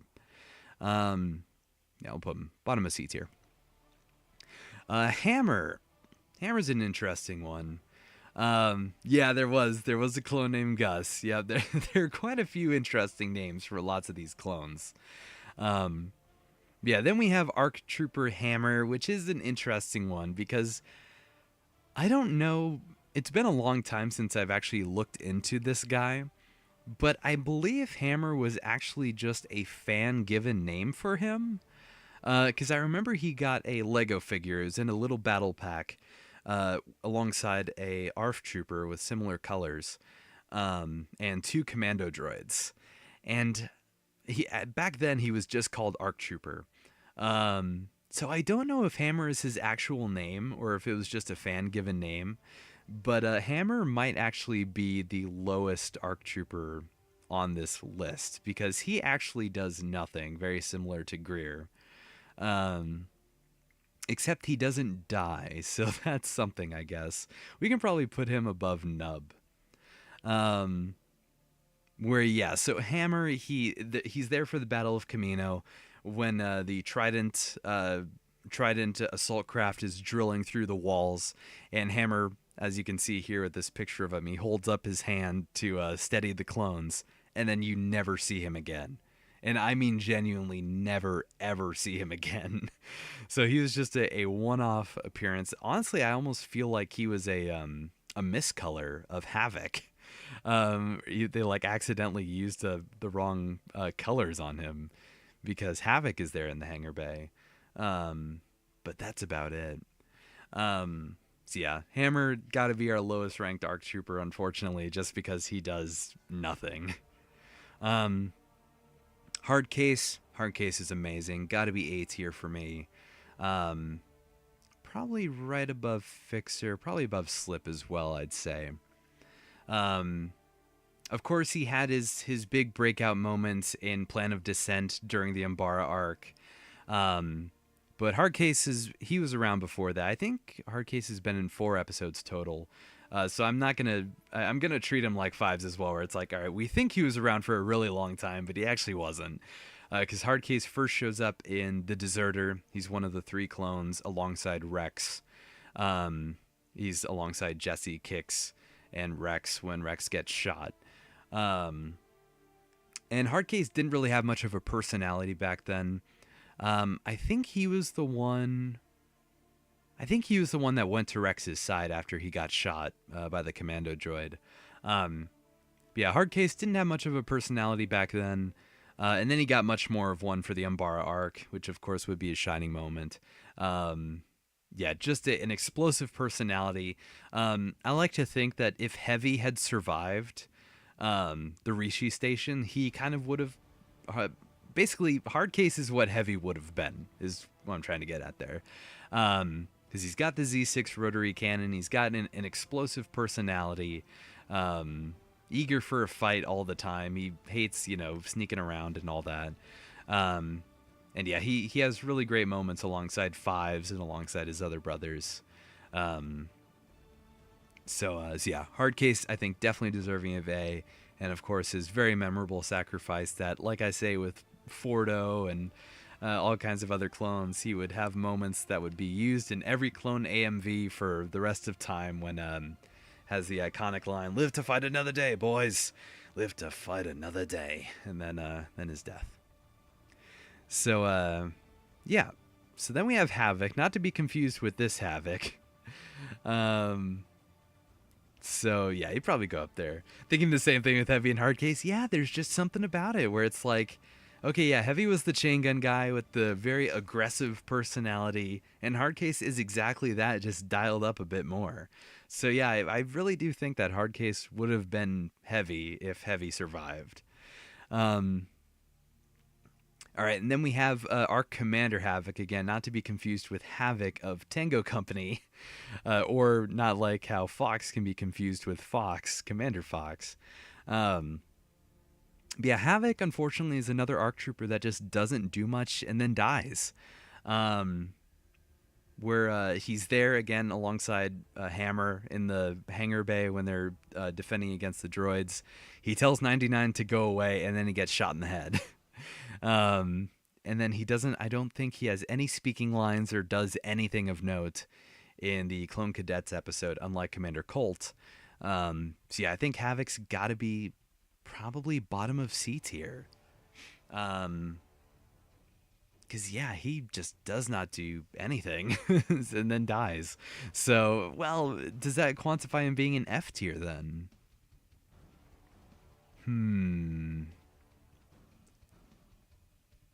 I think he'll be right around here.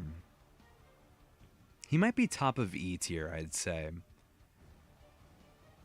Because at least he has concern for 99. I don't know. Havoc isn't really one that's deserving of much.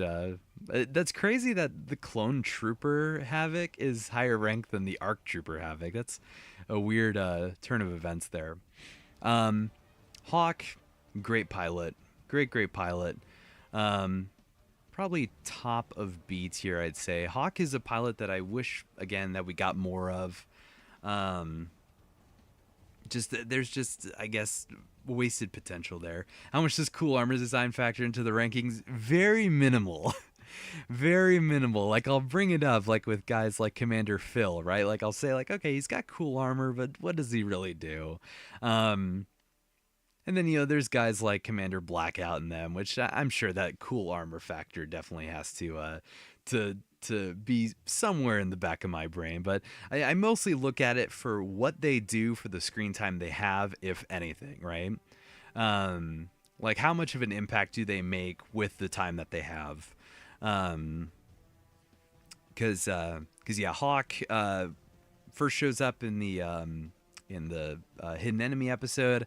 I believe he was originally planned to die in that, or maybe I think he was planned to be in the Clone Wars movie and then was planned to die. But then he got scrapped and put in the Hidden Enemy episode just to kind of tie that gap together. And then he shows up again. When does he show up? I think he just shows up again for the Umbara arc after that, when he drops off Skywalker.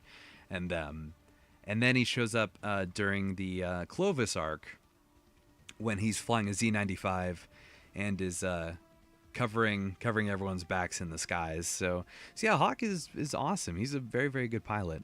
And yeah, just wish we saw more of him. Just wish we saw more. That's why I was so glad when they made a Black Series figure of him that when I got him, I was like, okay, I have to turn this into a 3 3/4 inch figure somehow.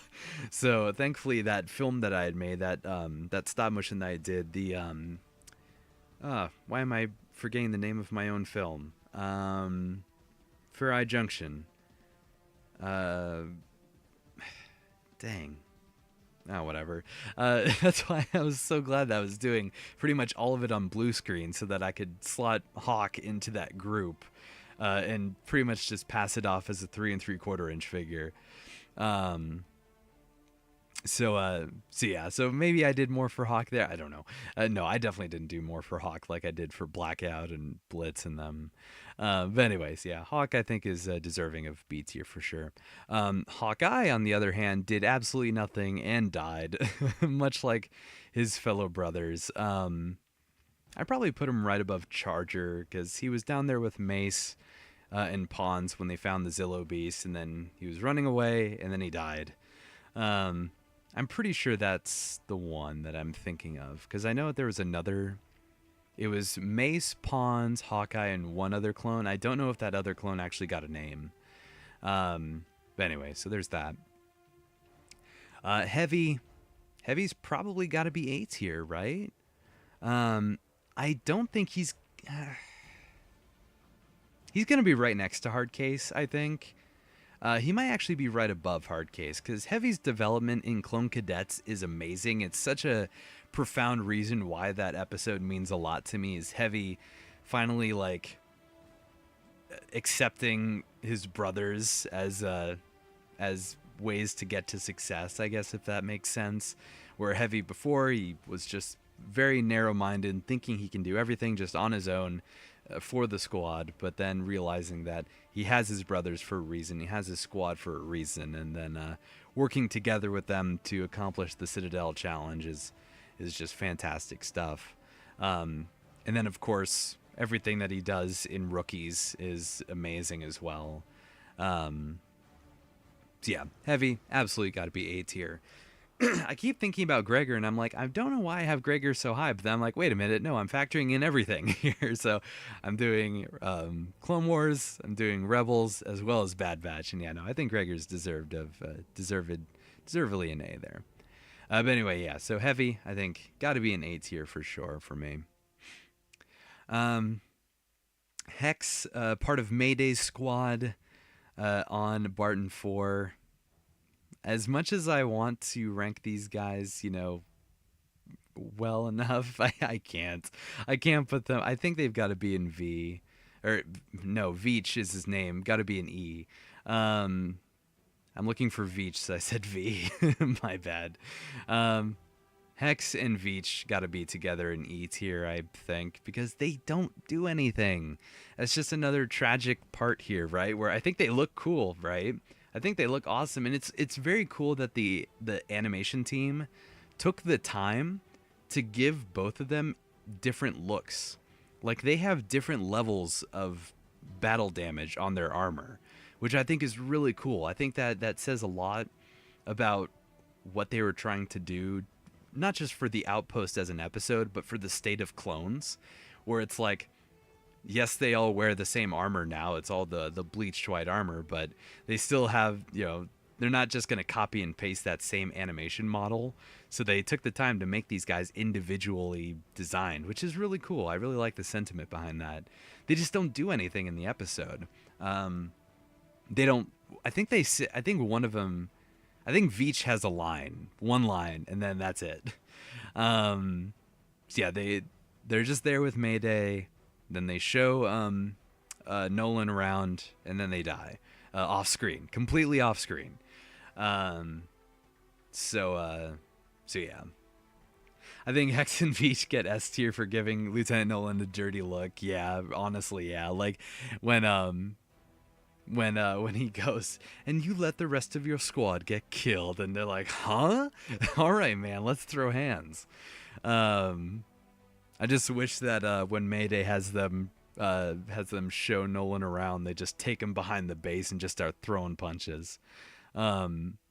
But yeah, no. Unfortunately, yeah. In terms of their on-screen stuff, they don't do a thing. It's cool that after 1 year of being stationed on Barton 4, they're the survivors out of the group. But unfortunately, that doesn't speak much to their on-screen presence. Um, Hotshot's gonna go with his fellow teammate, 1151. Just because Jax is here, Jax is gonna go there too. I think Jax is the one that's voiced by D. Bradley Baker. That just again sounds like Freddie Prinze Jr. playing as Caleb in the Bad Batch. I think there's one more just to get him out of the way. Is there one more? Yeah, Whiplash. Here we go. That is not my tempo, Whiplash. Um, so, yeah. I think that's all the cadets. Yeah, there we go. Okay. So, yeah, so that was Hex and Veach, just pretty whatever. And then, yeah, the cadets, don't really remember too much about them, just that they got along with one another, which is good. Hound, Sergeant Hound has another distinct honor of being a clone that shows up, looks really cool, and does absolutely nothing, then never shows up again. What a unique design that he has. Very, very cool design. He really stands out being a part of the Coruscant Guard, because all of the shock troopers all wear the same armor. Commander Fox has his armor, which is pretty just your average commander. That's a shock trooper. Commander Thorne's kind of in the same department, where I think they're kind of inversed in a way. Where's Thorne? Yeah, Thorne is just kind of like, in terms of how he looks compared to Fox, they're just kind of the inverse. So yeah, so Hound, very distinct look, but doesn't really do much. I'll probably just put him up at E tier, maybe. Maybe right around E tier. Yeah, probably just right around there, I'd say. If he did more, he'd have a much higher placement probably. But all that he did was just spot Ahsoka as she's trying to be Batman outside, and that was it. So yeah. Jack's up there, I'd say. Jack's probably in B tier. And alongside Reese as well. Let's get Reese up there. Where's Reese? I used to call him Rise. I don't know why I called him that. Yoda actually says his name in the actual episode, so I don't know why I was calling him Rise. But yeah, Jack and Reese are cool. I appreciate what they were doing, especially that early. I was talking about it in the last stream, about how a lot of people give lots of deserved credit to the Umbara arc for really exploring the clones in such a diverse and impactful way, but really Ambush was the first domino to tip over, no pun intended for Domino Squad. But Ambush was really that first step, because having Yoda alongside these clones and being able to differentiate them based on just the fact that all living beings in the existing within the Force, they are all different. And then Jack has a distinct honor of being in the Senate security and then going on to be a part of the 41st and then also get his head cut off by Yoda. So kind of a full circle moment there for Jack. Because yeah, for those who don't know, Jack is the scout trooper alongside Commander Gree when they go to shoot Yoda during Order 66. And then Yoda goes and cuts off both their heads. It's Jack and Commander Gree. So I don't think Reese ever shows up again. But Jack has pretty much no presence in Revenge of the Sith. That's why him and Reese are on the same level. And then let's move on here. Let's just do Thyre as well. Thyre's kind of in the same boat. Yeah, he's probably like right about here, right above Denel, I'd say. Thyre's cool, and then he also has another honor of trying to kill Yoda in Revenge of the Sith, because he's there when he reports to the Emperor that there's no sign of Yoda. So yeah, Thyre's cool. I as a kid having these figures, I just adored them so much. Just like the 41st, I was also really into the Coruscant Guard. Yeah, so having these figures was a lot of fun. Just making up situations about stuff on Coruscant, which I still want to do that Coruscant under levels, the underworld stop motion that I was planning on doing, that had these guys doing like a raid with the Senate Guard. Excuse me. So yeah, so there's Thyre, Jack and Reese, all in B tier, I'd say. Jesse's awesome, man. Jesse's very cool. I know I've talked about it before with the symbolism of Jesse and how fitting it is with him being the one to be the final antagonist of Clone Wars with the Republic insignia on his helmet, with his death signifying the death of the Republic. Very fitting, very poetic end to his character. But not even before that, I really loved his role in The Deserter, where when Rex gets shot and he's taken out of action, Jesse's the one to step up and take command of the team. After that, during Umbara, Jesse has quite a few good moments. He's not as adverse to Krell as everyone else is, but he doesn't like Krell. he just isn't as overt about it as Fives was. But even still, he's implicit in their actions.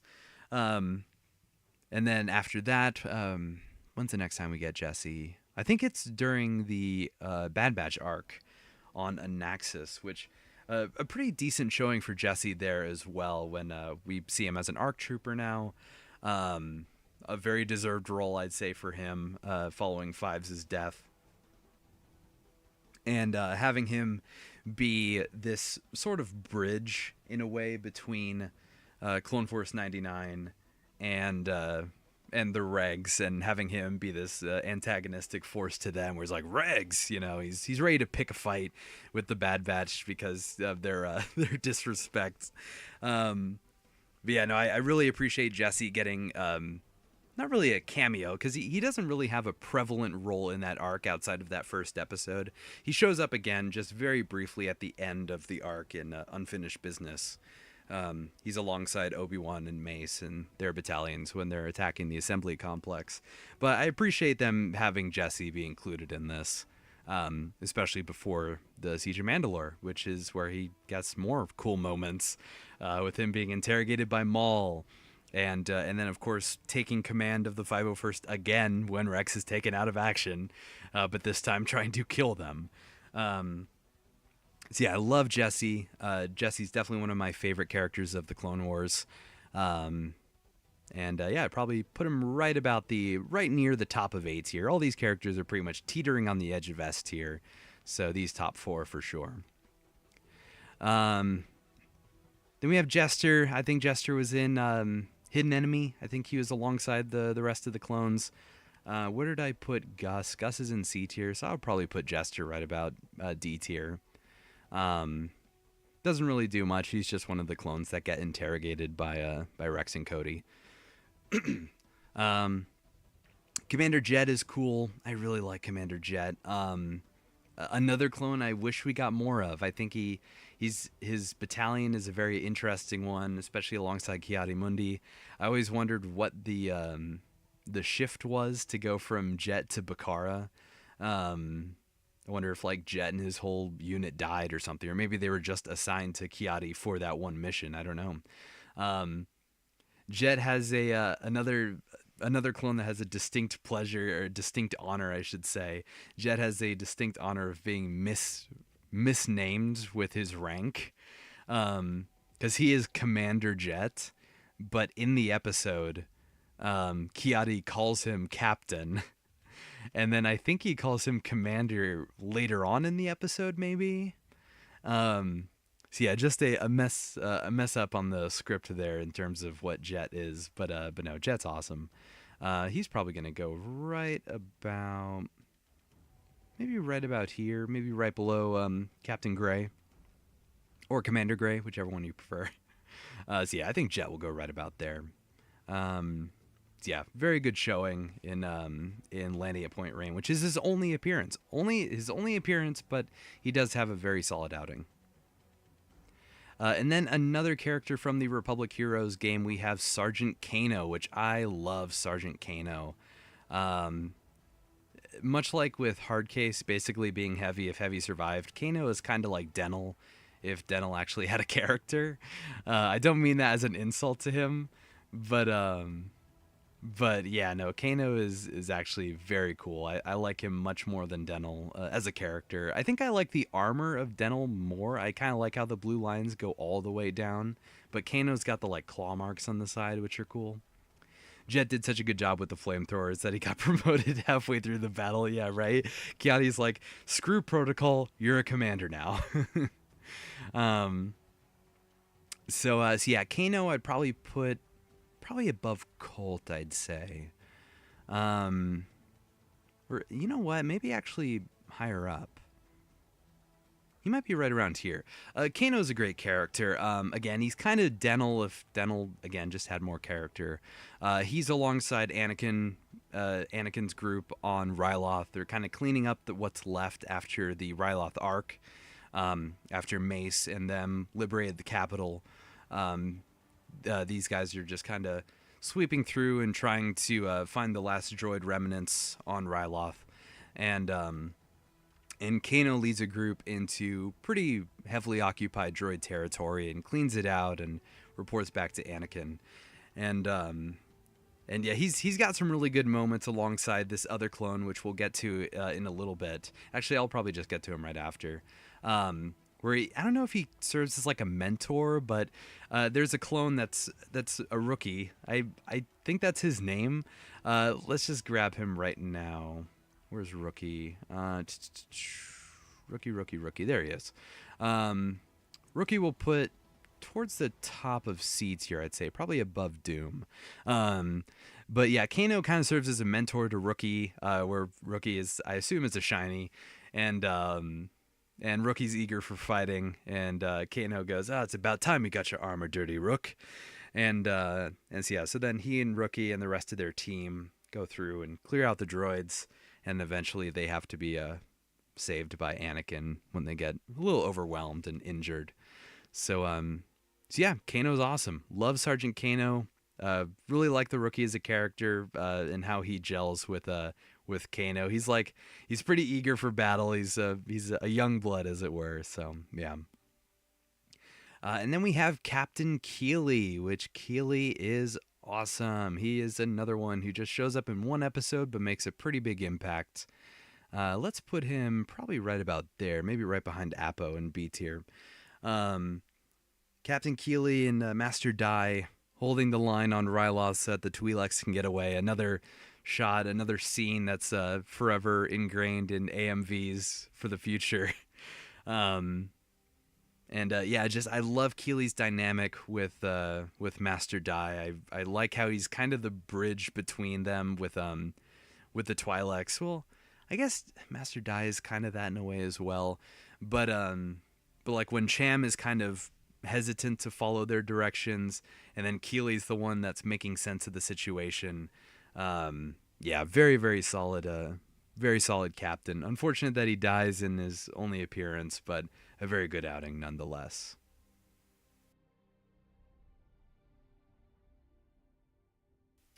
Sorry about that. Just had to readjust a little bit here. So yeah, Keeley, I think, definitely deserving of B tier. Next up, we have Kickback, and Kickback's going to be one that gets a bit low on the charts here, much like the rest of Ahsoka's battle group of pilots. Axe was cool. Where did I put Axe? Axe was in C tier. I'll probably put them towards the bottom. They'll probably be right around here, I'd say. I'll just put all of them there. So Kickback is cool. It's kind of unfortunate that they designed all these really cool helmets for all these different pilots, and then they all just kind of die right away. Not all of them, but most of them do. So yeah, so we have Slammer, we have Kickback, we have Tucker, Bow Chicka Bow Wow, for those of you Red versus Blue fans out there. And where was that? All of them? That might have actually been all of them. That seems like it was all of them. Okay. I feel like there was another. Wait, where's Swoop?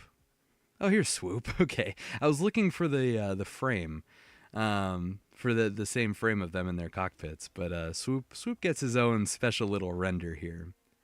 Um, but yeah, all these pilots have such unique helmets that are really cool. Well, it looks like Swoop and Kickback have almost the same helmet, but Slammer and Tucker and Axe, they have all these unique helmets, but they all just die.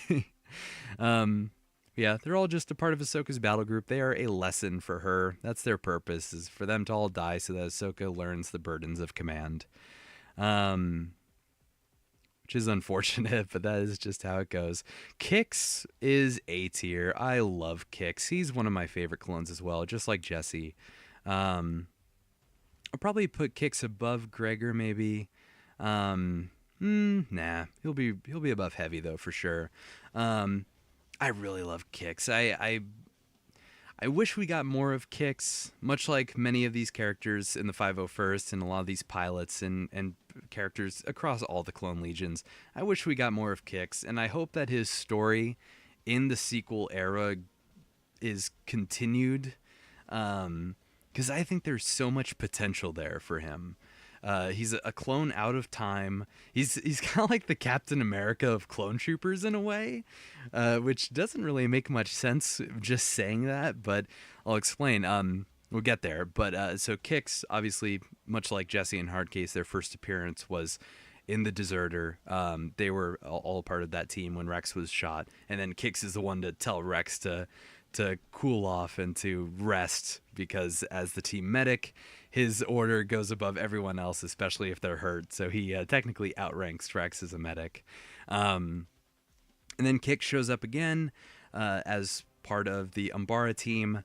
Has some cool moments there. He's kind of more.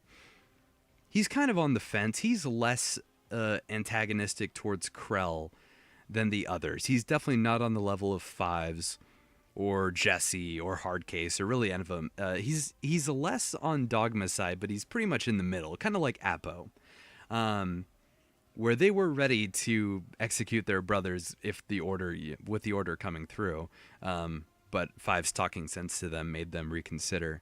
But now Kix pretty much risking life and limb in battle to save his brothers, and when Rex tells him to look after his own skin, and then Kix saying that he sounds just like Krell, that's a fun way to have Kix be the one to call out Rex on that.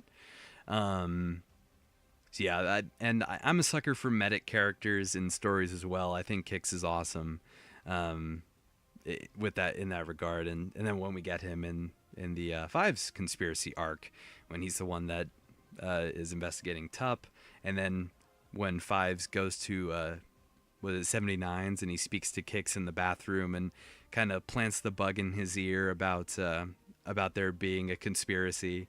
Then Kix off screen basically investigating that, finding the inhibitor chips, taking his out. And then when we see him next during the Bad Batch arc, his hair is now fully grown to cover the scar. And then Dooku learns about him taking out his chip, has him captured, the ship gets attacked, and then Kix is lost for 50 years.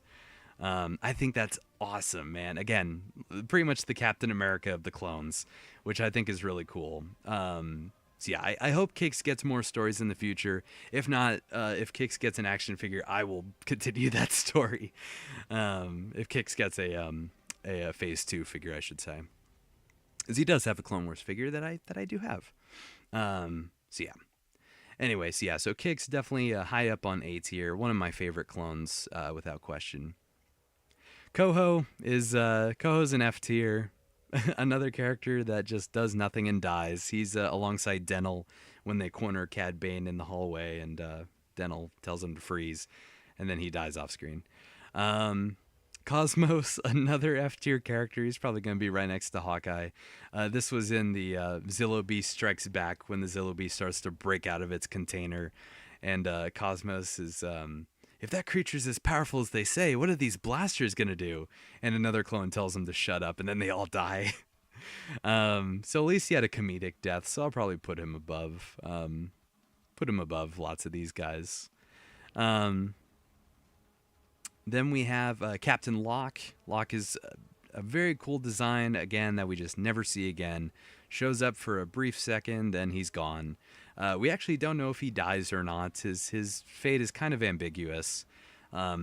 because it's when Grievous in Grievous Intrigue on board Eth Koth's ship. Captain Locke is Eth Koth's clone captain. When Grievous raids Eth Koth's ship, Locke and his team are fending off the droids, and then Eth Koth tells them to get to the escape pods, and then the hologram cuts out. So it's kind of alluded to that Locke died, but there's, I don't think, ever a mention of him again. So cool armor and whatnot, but just doesn't really do much. Blasts a few droids and then he's gone. So yeah, probably low D tier. Teeters on E tier for me. Then we have Longshot, who is the clone that got zapped by the electric wall. He's above Charger. I'll probably just put him above Charger, because at least Longshot scaled the wall and got inside the Citadel. Charger did not make it, so he'll be above Charger in that regard. Mac, another just a tragic pilot who died.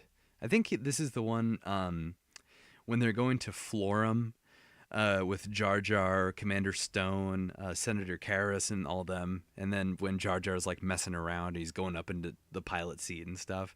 And Mac, I don't know if it's Mac or if it's the other pilot, the co-pilot, that's putting Jar Jar back in his seat. But you know, Mac has a funny moment there if that is him. So we'll put him in bottom of E tier maybe. Okay, next up we have Matchstick. He was kind of built up as a a good big pilot, and then he dies. His Y-wing gets damaged, and then can't hold it together, and then he explodes, much like Axe. So we're going to put him right next to Axe. Yeah, probably right above, maybe. Kind of right around there. Yeah, Matchstick, unlike all these other clone pilots other than Oddball, he actually got a figure. So good for him, I guess. Then we have Mixer. Probably another F tier, to be honest. Another do nothing and die character. I don't know why I put Rod up so high. Rod's actually going to go right here. Mixer and his pal Red Eye are going to go right there. Yeah, Mixer and Red Eye right next to each other. They both do nothing, and then they get killed off screen by the by that assassin probot droid. So yeah, R.I.P. Red Eye and Mixer. More clones who look cool, who were 501st clones, who maybe should have had more going for them. They probably shouldn't have had such intricate designs, is probably my takeaway from that. And also, Mixer is an interesting one, because if you watch Clone Cadets, I can't remember if it's Obi-Wan or Anakin, but they're fending off droids. I think it's one of them. I think it's one of the Jedi. They're fending off droids on one of the outside catwalks or outside walkways, and you can see all of the clones that are there with that Jedi are all of the Mixer design. They all have these blue stripes that go down the side of the helmet, so it's like, okay, well, Mixer, I don't think it's unique to him, unless it was just an animation error, which it could have been. Yeah, so it seems like Mixer is not the only one with this design, which is interesting. Red Eye is. He's the only one that has this little red arrow on a plain white helmet. I think Boyle and Dogma both have the red arrows, but he's got it on the plane. But anyway, but I digress. Commander Neo, however you say his name, just like Denel. I think Neo's kind of up there alongside Bakara, where he's Clone Commander is a bit more on the ruthless side. But we don't really see too much of him outside him and his buddy. What is it, CT? Where is he? CT-3423. When they kill Stas Ali on the speeder bikes on Seleucami. But I'm pretty sure Neo does show up in a couple of other material, like a couple of other books, and he makes a brief little cameo in Clone Wars. I think he shows up twice in Clone Wars as a background character, which is cool. So yeah, we're actually going to lower Neo here. We're going to put him quite low. We're going to put him probably right above Chopper. Yeah, from my personal experience with Neo, which isn't too much outside of course, Revenge of the Sith and few appearances in Clone Wars. He's probably just about a C tier. He might go lower, to be honest, but I know he's got some sort of background to him, so he'll go in C tier. We have Nova, who is a part of Cody and Crosshair's team on Desix. Nova is an A tier for me. Nova's the GOAT, man. Nova is awesome. He works so well with Crosshair and Cody. Unlike his partner, who we'll get to in a second, Nova's awesome. Nova's very, very cool. He doesn't really speak at all. He kind of reminds me of the Rookie from Halo 3 ODST, for anyone who knows about him. He's the strong silent type, where he's just a normal clone, but he does so many cool things. He's like chucking grenades, and he's working well with Crosshair, which not many clones can say that they actually do that outside of Cody and Clone Force 99. But yeah, Nova's awesome, and then he dies in a blaze of glory, a supernova, if you will, when all the grenades go off. So yeah, Nova's awesome. Definitely bottom of A tier. Teeter's on B tier. Really like Nova. he left an astounding impression on me for his brief time on screen. Oddball's awesome. One of the few clones who made an appearance in Revenge of the Sith that would go on to show up in Clone Wars, like Cody, and I think that's pretty much it. Apo. And then, yeah, just like the other background guys like Neo and Bakara and them, and Bly, but I don't really count them. I count Bly, but not really Bakara and Neo. But anyway, so yeah, Oddball.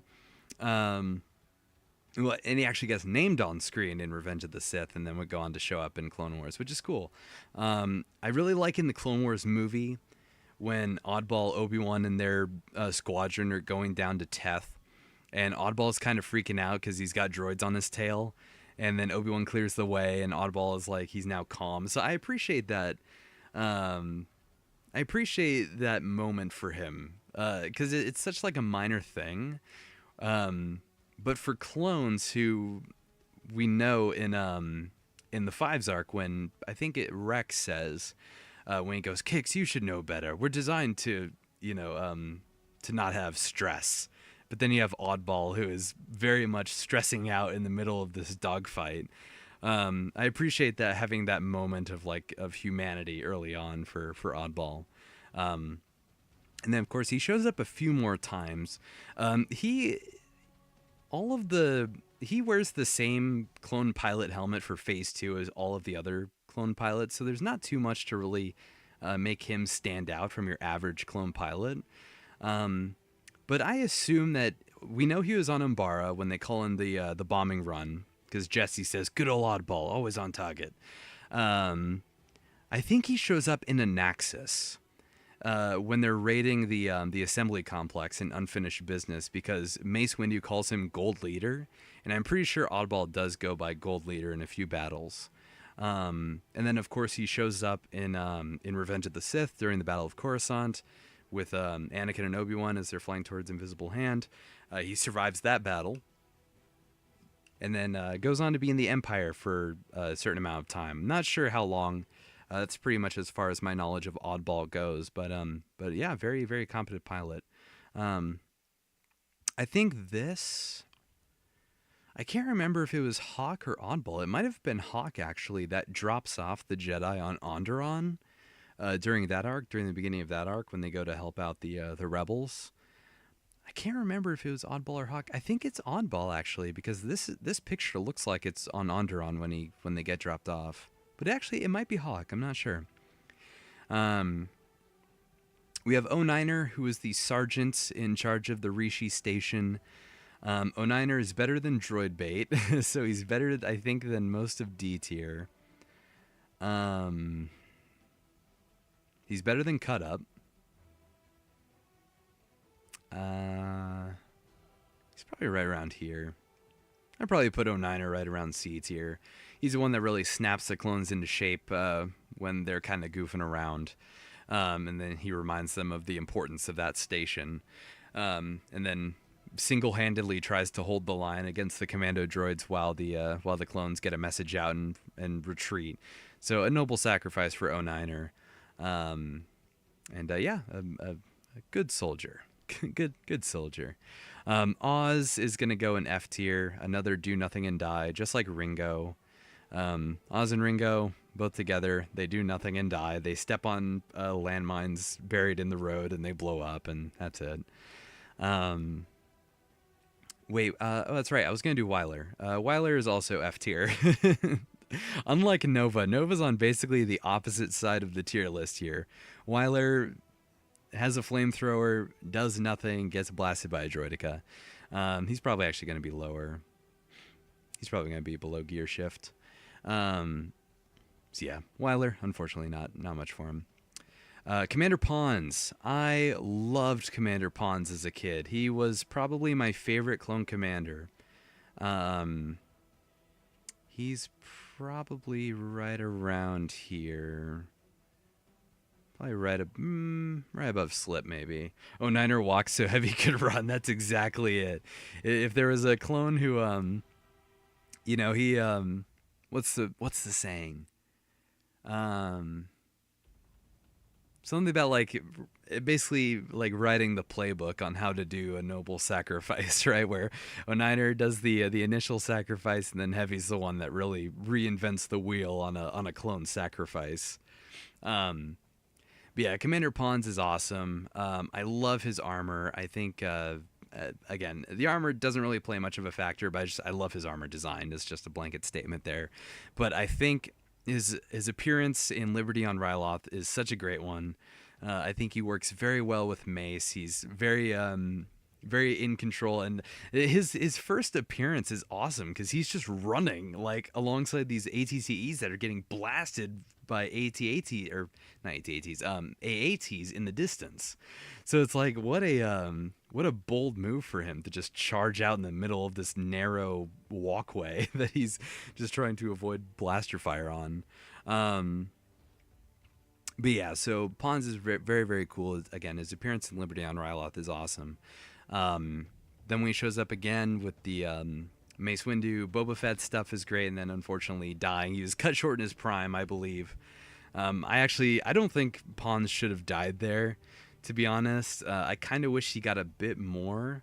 I feel like when they killed Pons, they kind of eliminated the Mace Windu factor for like a clone, like for like a full-on battle that Mace is involved in. Because when we see him in, because he's also in Republic Heroes in the game. He's a character that you can play as for a couple of missions, I believe.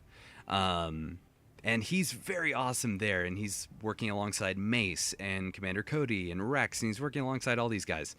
And so I feel like when they killed off Commander Pons in Season 2, it kind of cut short the opportunity to have Mace be explored in a battle environment again. Because he and Pons work so well together.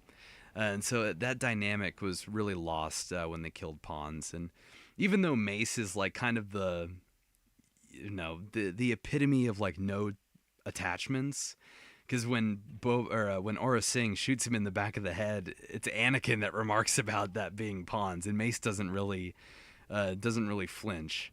So I feel like there could have been some kind of dynamic there, almost similar to Krell, in a way, where he's not just, where obviously Mace isn't just overtly evil, sending in his troopers to die, but there maybe could have been some dynamic there with him and Pons, where Pons is looking out for his men a bit more than Mace does, because Mace is maybe a bit more bullheaded in his approach in battle. But yeah, I love Pons. I think he had a great outing in the Clone Wars Republic Heroes game. Again, like I said, he works very well with the other commanders, which isn't something that we ever see in the show. He has some really fun moments with Commander Cody, where I think Pons is trying to hack. He's trying to crosswire a energy shield. He's trying to like hack into a ray shield or I don't know. Deactivator, I don't know, whatever word I'm looking for here. He's trying to get into the panels of a ray shield, and it gets more intense. I think like it locks a blast door maybe, or maybe an alarm triggers, and Cody. it's either Cody or Ponce. They're right next to each other. One of them goes, "Was that me or you?" And the other goes, "Definitely you." So they have some fun moments together that we don't get to see in the show. But yeah, Ponce, one of my favorites for sure. And yeah, A tier, no doubt. Punch is going to go right next to Jester, because I'm pretty sure that they are both from the Hidden Enemy stuff. Where is Jester? Is he around here? Yeah, Jester's up here. I don't know why I have Jester so high. Actually, I'm moving these guys down. They're going to be probably below, probably about here. I don't know why I have Draw so high either. Probably below Phil, maybe. No, Draw's actually going to go down here. CT8801 is going to go above Draw. Out of pity. Again, this is a pity placement. If I was being realistic about CT8801, he'd be F tier, but I feel pity for him in particular. Razor and Stack, I know that they have different blue markings on their helmets on the sides here, but I haven't watched those episodes in a while, so I can't actually differentiate them right now. But both of them are going to D tier, Razor and Stack. Yeah, both of them are going in B tier because they worked very well with Mace. Them getting along with the Twi'lek resistance group was a lot of fun, especially with one of them trying to pet the blurg and then it like roars out at him. And then them going with Mace inside of the MTT cargo container, Mace like pushing them across the bridge, and then them single-handedly going toe-to-toe with commando droids with one of them, I can't remember which, one of them sucker punching a commando droid in the face. That's just awesome, man. Like, yeah, these are some really cool ARF troopers. And yeah, probably I'd say deserving of being right up here in B tier. Just another clone duo, right? We've got all these clone duos around B tier. We've got Jek and Reese. We've got Razor and Stack. Waxer and Boyle might be kind of close to one another. Boost and Sinker are probably going to be close to one another. We've got all these clone duos. We have Ridge. Ridge is an interesting one. I think we're going to put Ridge in D tier. No, he's got to be in E tier, I'd say. Probably above Havoc. So Ridge is an interesting one. I always appreciate how I didn't actually bring this up in the Siege of Mandalore, but it was kind of a niche thing, so it didn't really need to be brought up. I appreciate with the Siege of Mandalore how there are so many references to the Clone Wars movie, and Ridge is kind of a forgotten reference to that, I feel like, because Ridge is, as you can see here with his Phase 1 helmet, they are in the gunship when they're landing on Teth, and someone tells Ridge that his comm is acting staticky or whatever, and Ridge checks his comm, and that's the only mention of Ridge ever is this in the movie, and then he shows up again in Siege of Mandalore when Maul kills him. I believe Ridge is the one that gets the like part of the hallway like stuck in his chest, and he gets like kind of impaled into the wall. That I believe that's Ridge. Because then the clone, I think that gets his arm cut off. He's the one that goes, Ridge is down. So that was a neat little bridge between the two, where it's Ahsoka's first real mission that like isn't a battle in the middle of taking place, and then her final battle as part of the Republic. So it's kind of a neat little bridge there, as it were. So yeah, Ridge I'll put in E tier, just a fun little reference to bridge the two together. Samson is better than Greer, but not much better. Greer is definitely bottom of the barrel, but I'd probably put Samson right about... Oh, wait, I didn't talk about Monk, did I? I think I just ranked Monk and moved on. Monk is cool. He's not an E tier. Monk is not an E tier. He's definitely higher than that. I can't believe I just forgot about Commander Monk. Monk is going to be probably above Broadside, I'd say. Monk in the Mon Calamari arc, when the Kit Fisto, Anakin, Ahsoka, all of them, they're all on Mon Cala. Monk is the clone commander of that group. Another clone that doesn't really show up very much, but for the time that we get him, he's a good representation for the Scuba Troopers. So yeah, very, very cool character. Probably about C tier, I'd say. Samson, ah man, Samson's tough.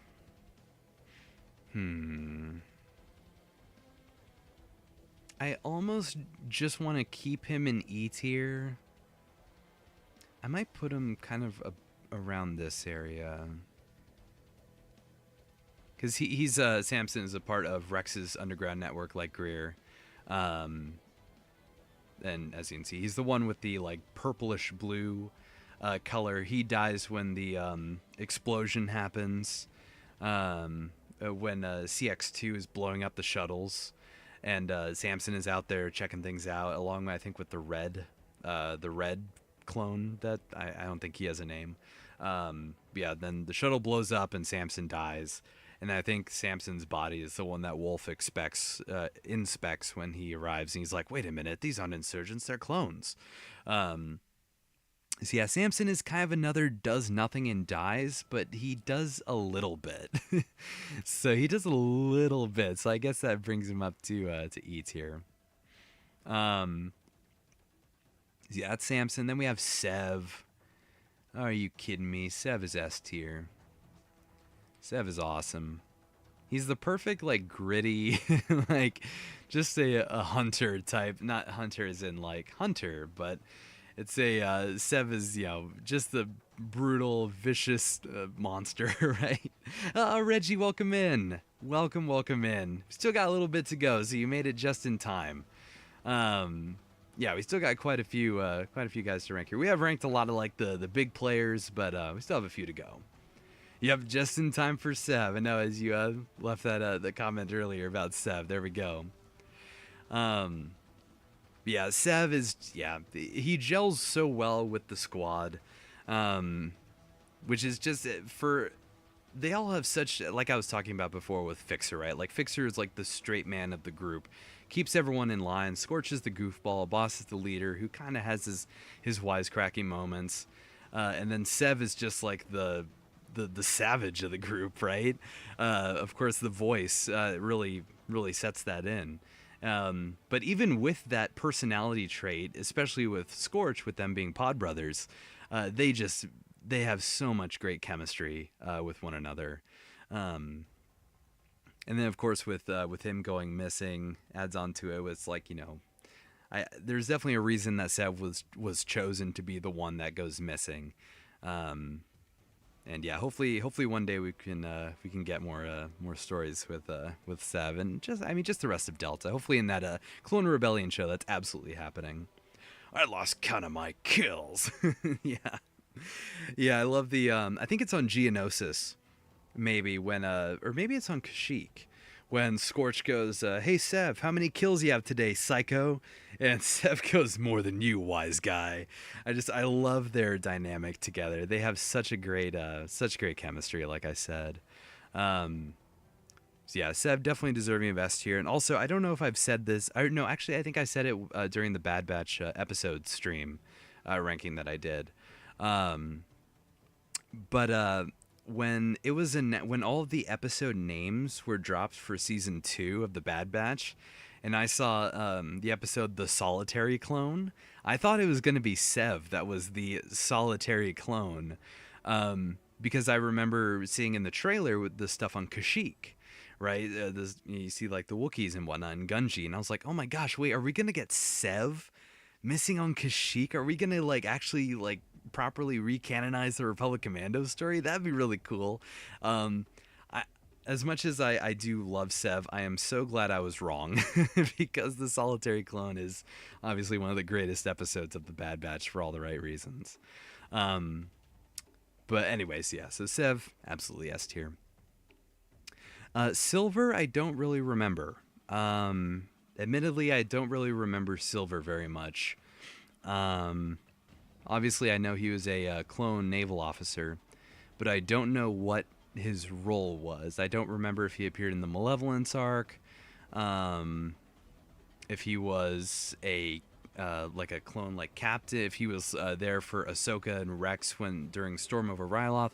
I don't remember Silver. I remember the name, but I don't remember who he is or what he shows up in. So I'm gonna put him in don't know.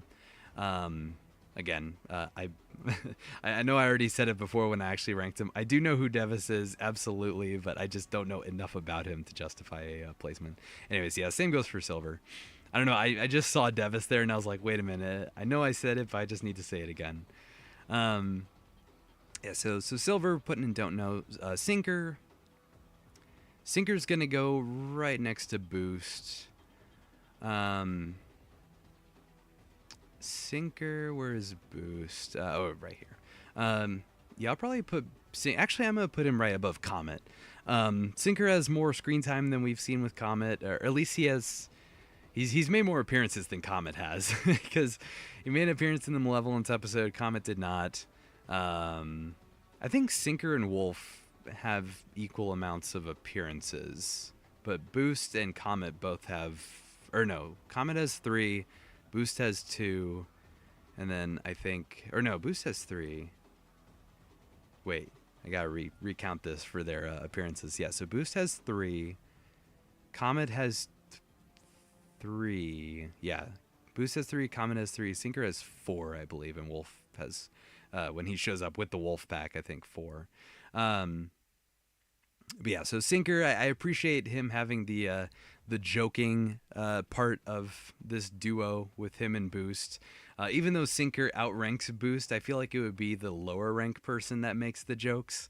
And then also Sinker having that existential moment saying that clones are meant to be expendable, and Wolf giving him that iconic line. Or just those two, I guess, having those iconic lines that exchange with each other. So yeah, Sinker, I think, yeah, probably right about there alongside his Wolfpack brethren. Slick is cool. I appreciate what they were trying to do with Slick. I just wish that they expanded more on this. Because this is very early into the war when this happens, right? Kind of the same thing with Cut Lawquane. Like, Cut, it makes sense, right? Battle of Geonosis, loses his entire squad and realizes, wait a minute, this war that I was created for just started and I already hate this. I'm leaving. And then Slick taking the sort of negative approach to that instead of just deserting. But Slick just outright betraying them, right? Like giving up their position, sabotaging their equipment and their weapons and their vehicles. I just wish there was a bit more with that. Like, I wish Slick might have started like a movement or something, like not directly, but like indirectly, like his actions kind of spark something with the other clones to be like, oh, wait a minute, maybe Slick was right. So yeah, I wish we got more with Slick, but he's not here. I had to put him there just so I could talk about him. Slick is going to go up here. He's probably going to be right next to Fox, I'd say. 2 evil clones right next to each other. So yeah, wish they brought back Slick someday. Yeah, I wonder what he'd be like in the Imperial era. Absolutely, yeah. It's kind of the same thing with Dogma, right? Where it's like I said before when I was talking about Dogma, I think would be the perfect Imperial soldier.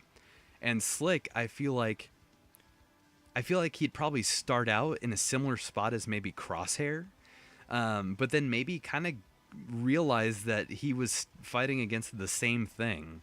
So yeah, like maybe kind of like him and Dogma would be like released from prison and reintegrated into the Imperial Army, and then yeah.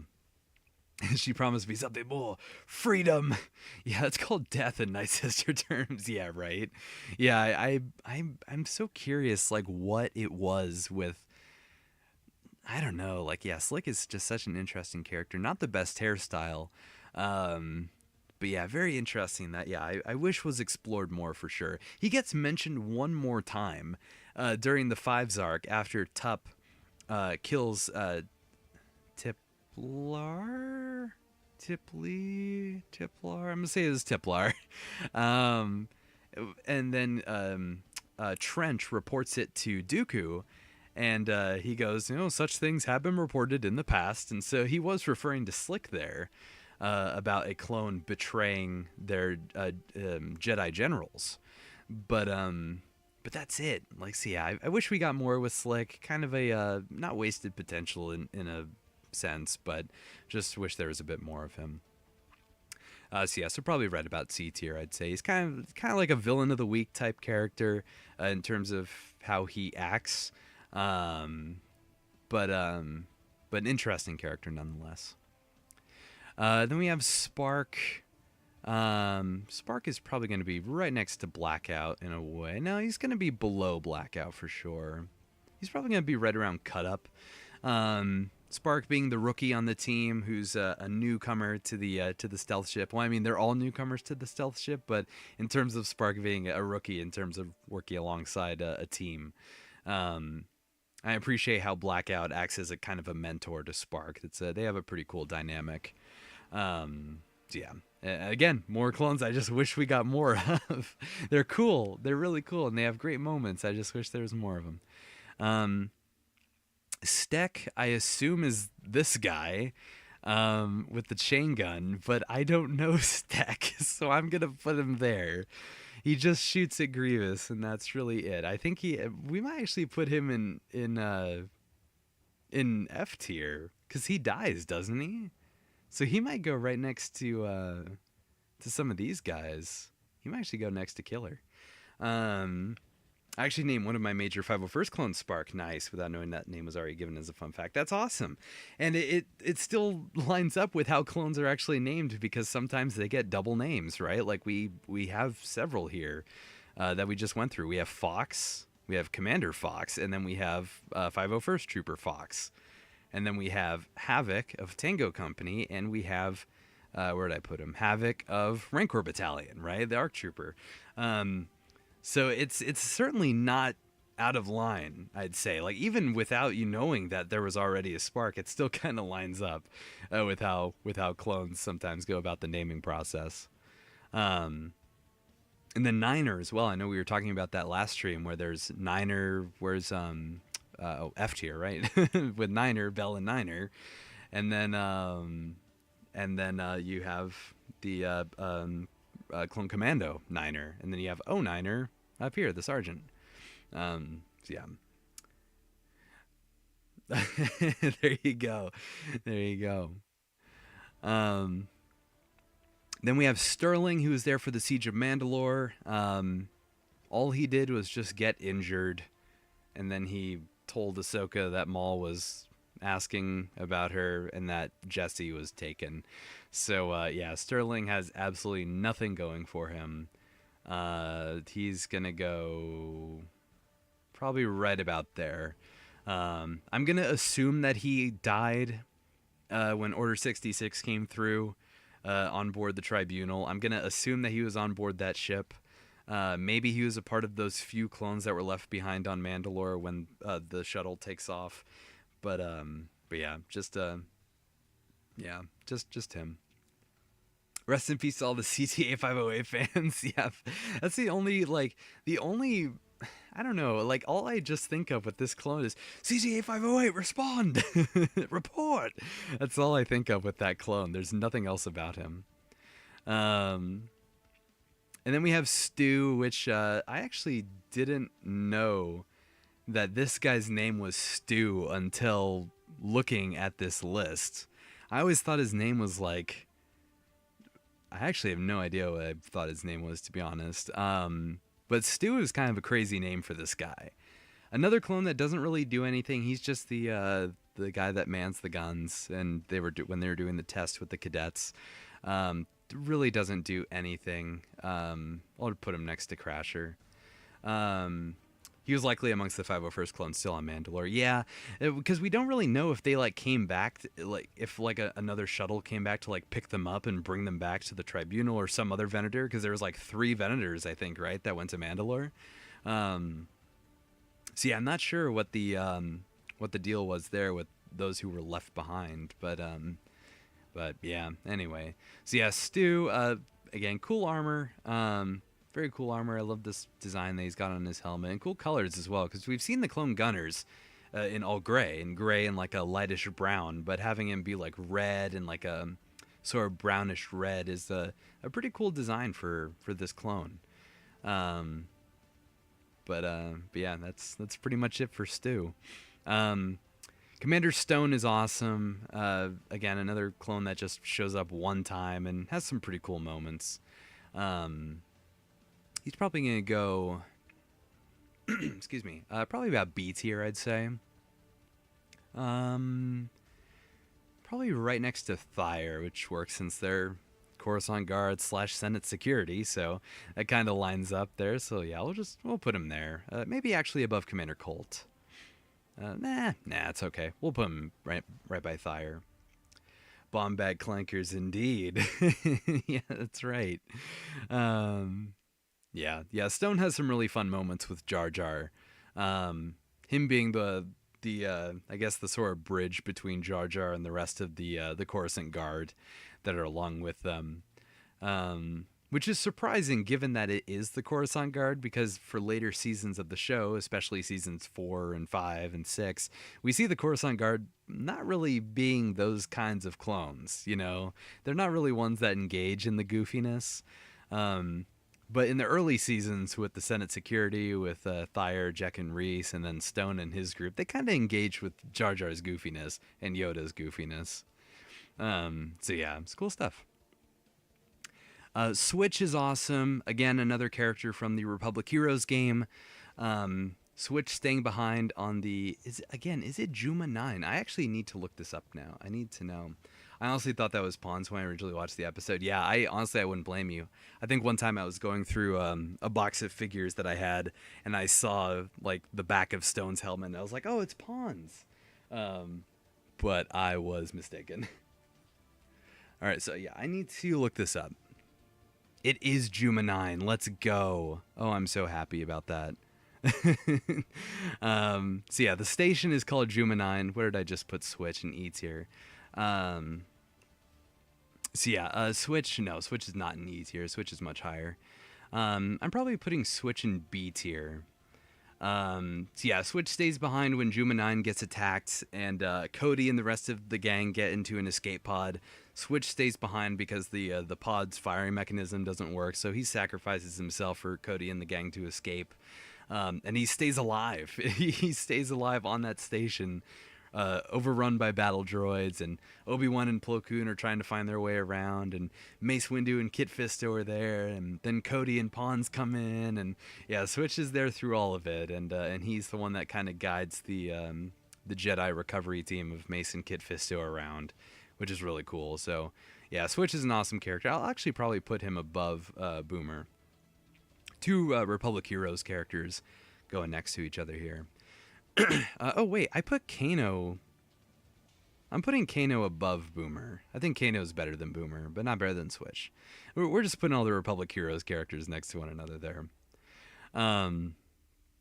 Okay, Tag. I don't know Tag. I know he was one of the guys that died in the in the explosion, as you can tell here, in the during the Malevolence arc. Maybe he was with Flyby or something. Was he with Matchstick? Maybe, I don't know. But I don't know him by name. I just know he's one of the guys who dies in the Malevolence arc. So we'll just put him in Don't Know for now.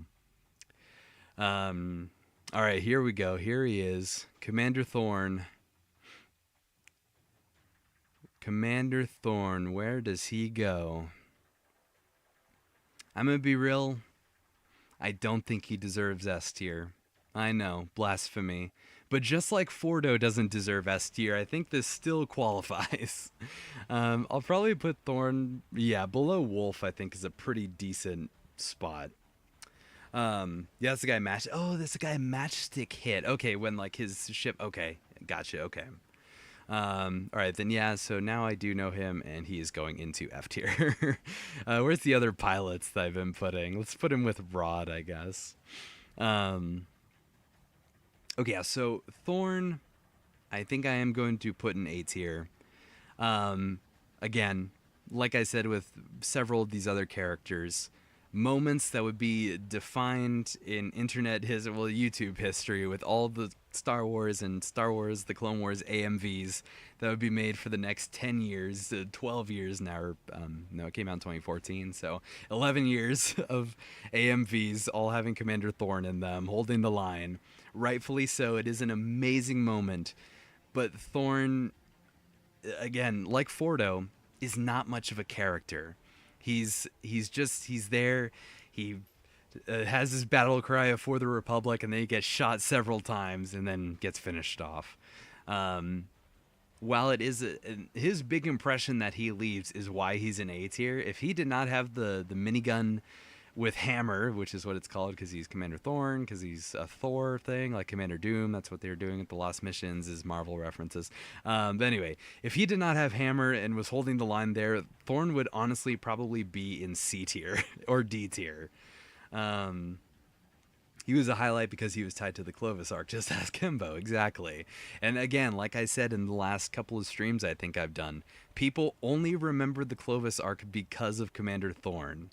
That is it.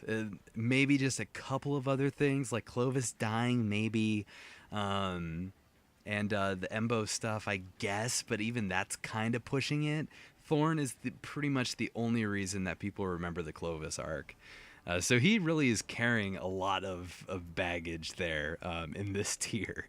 So yeah, I'd probably keep Thorn right about A tier. I'm sure most would probably put him in S tier just because of that AMV special. But no, realistically I think he's an A tier. But yeah, again, without hammer he'd probably be C tier, maybe D. Trapper, just a clone that was in the crash with Obi-Wan that managed to survive. He doesn't do anything special. Congratulations, you're a survivor. He's gonna go probably top of F tier because he actually survived. Most of these guys did not survive, so that's kind of the the takeaway from this, I guess. Yeah, Trapper, there you go. Commander Trauma, F tier. He's definitely F tier. I've never seen a clone be so absurdly out of their mind to charge a charging Zabrak with a giant staff, run right in his face, and kneel down, giving Savage the high ground to just jam his staff and just absolutely kill Trauma.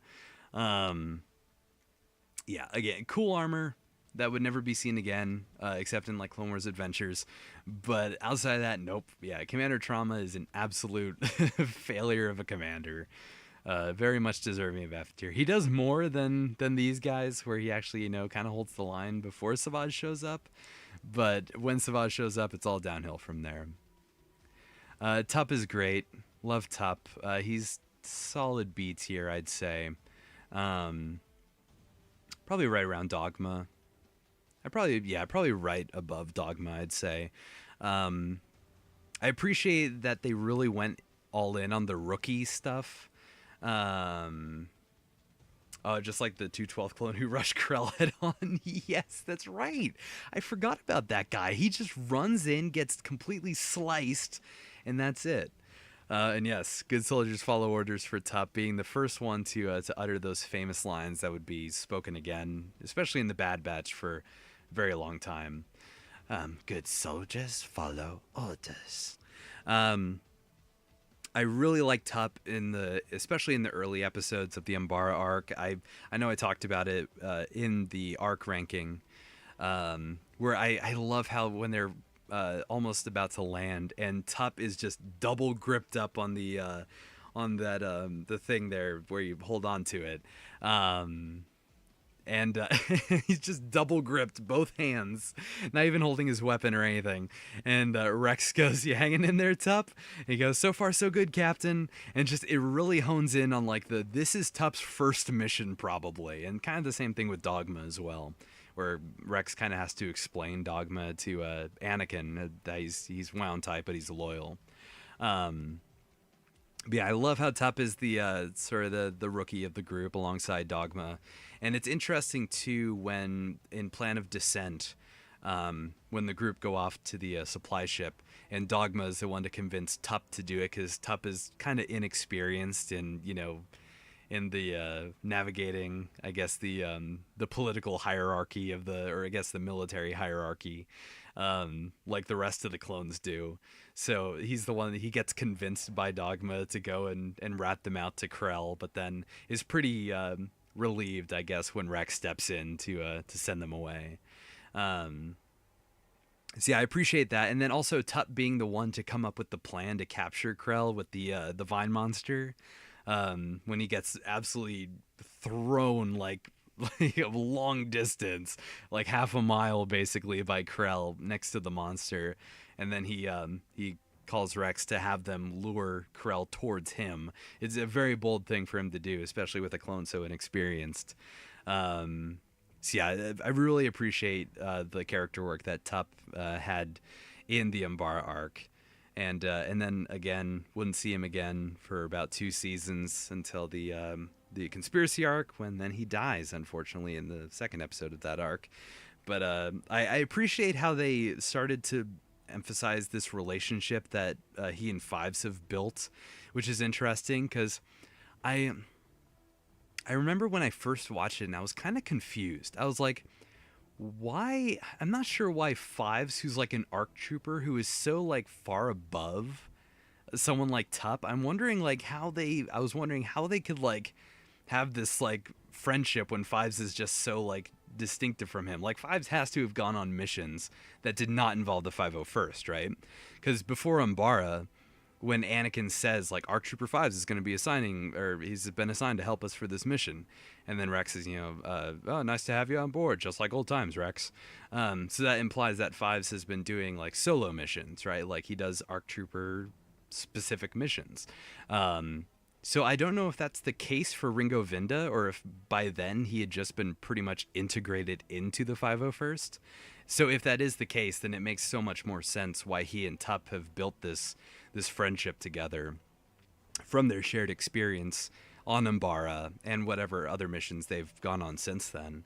But it's cool to have that dynamic, especially again for Tup, who is someone who has much less experience than Fives. So for Fives to be kind of like a mentor for Tup as well. But then, of course, the chip activating, him killing Tip, Tiplar, I think it's Tiplar, and then having his episodes where the chip activates, the chip turns off, it activates again, game to Kamino, and then it becomes Five's story from there.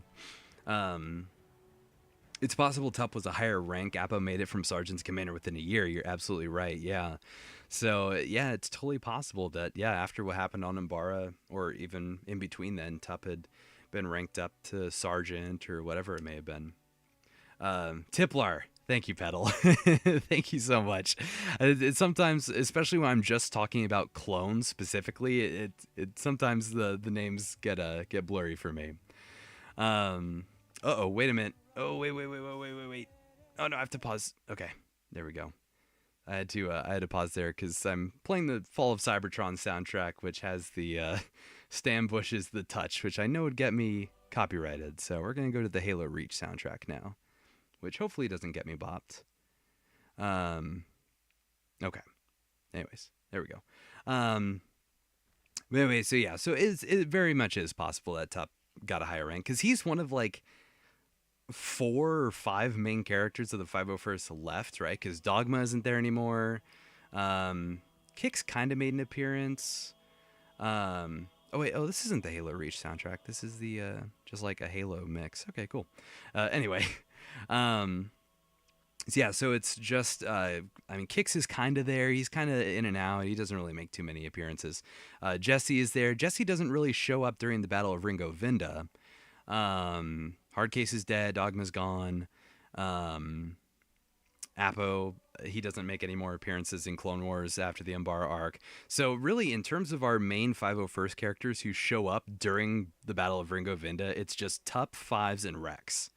And then Kix is off in the medical wing, so he's not even there for the battle. So Tup being a higher rank for this situation would make a lot of sense. So there's Tup. Captain Vaughn. Just like Nova, I have this strange just obsession with Captain Vaughn to the point where he is A tier for me. Even though I'm just throwing my rule book out the window for this guy. But I'm willing to do that. Like, you look at all these guys that I've put in D tier and E tier and F tier. These are guys who have done nothing and died. And by all extents, Captain Vaughn is exactly that. But for whatever reason, this clone, I gravitated towards him when I first saw him, because I was like, oh my gosh, this is a 501st clone with the Commander Cody body. They're just using the Commander Cody body with 501st paint and then the Ahsoka markings on the helmet. The actual overhyped clone. That is exactly what he is. I'd say him and Nova are probably like equal footing for overhyped clones for this tier. Yeah, no, I actually love Captain Vaughn for the very minor appearances. CTO292, I believe, is his number. That's the only one I can remember for these clones who have had such minimal appearances. But yeah, Vaughn he's kind of fascinating to me as well, because I really wonder what his role was in the 501st beforehand, because obviously he was made for Old Friends Not Forgotten. So I really wonder what his role was in the 501st, because if he got promoted to captain after Rex got promoted to commander, would he have been like a lieutenant? Because we don't really see like major in terms of clone trooper ranks, right? Like we don't really see a lot of those like actual military ranks that we see in real life. So it kind of goes just, from lieutenant assumedly to commander, and then to captain, from lieutenant to captain and captain to commander. So I wonder if Vaughn was more of like a lieutenant role maybe. But yeah, it's interesting what he would have been up to during Umbara or Ringo Vinda or any of the other battles.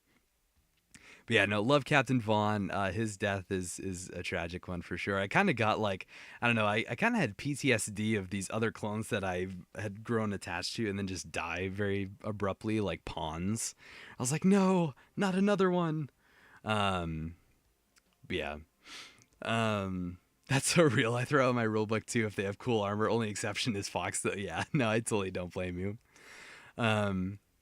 Warthog, another amazing pilot. He's going to go right up there with the rest of the amazing pilots like Oddball and Hawk.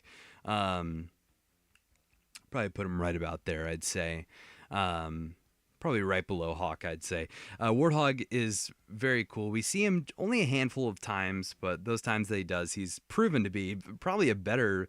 Like, he might be a better pilot than these two. We just don't see enough of him, I don't think. Because we see him in the Felucia episode, in the first episode of Season 2, when the Wolfpack come in to rescue... Again, wow, I totally forgot about that one.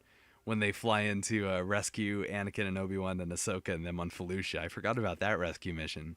Yeah, so Warthog's there. He's covering Plo Koon's back in that one. He shows up again during the Mercy mission episode. When they're flying to Aleen, he goes, great, it's going to be another one of those planets. I remember that being in the trailer for season 4, season 4 as well. I remember that line being in the trailer. And then he shows up again during this battle, not Kuros,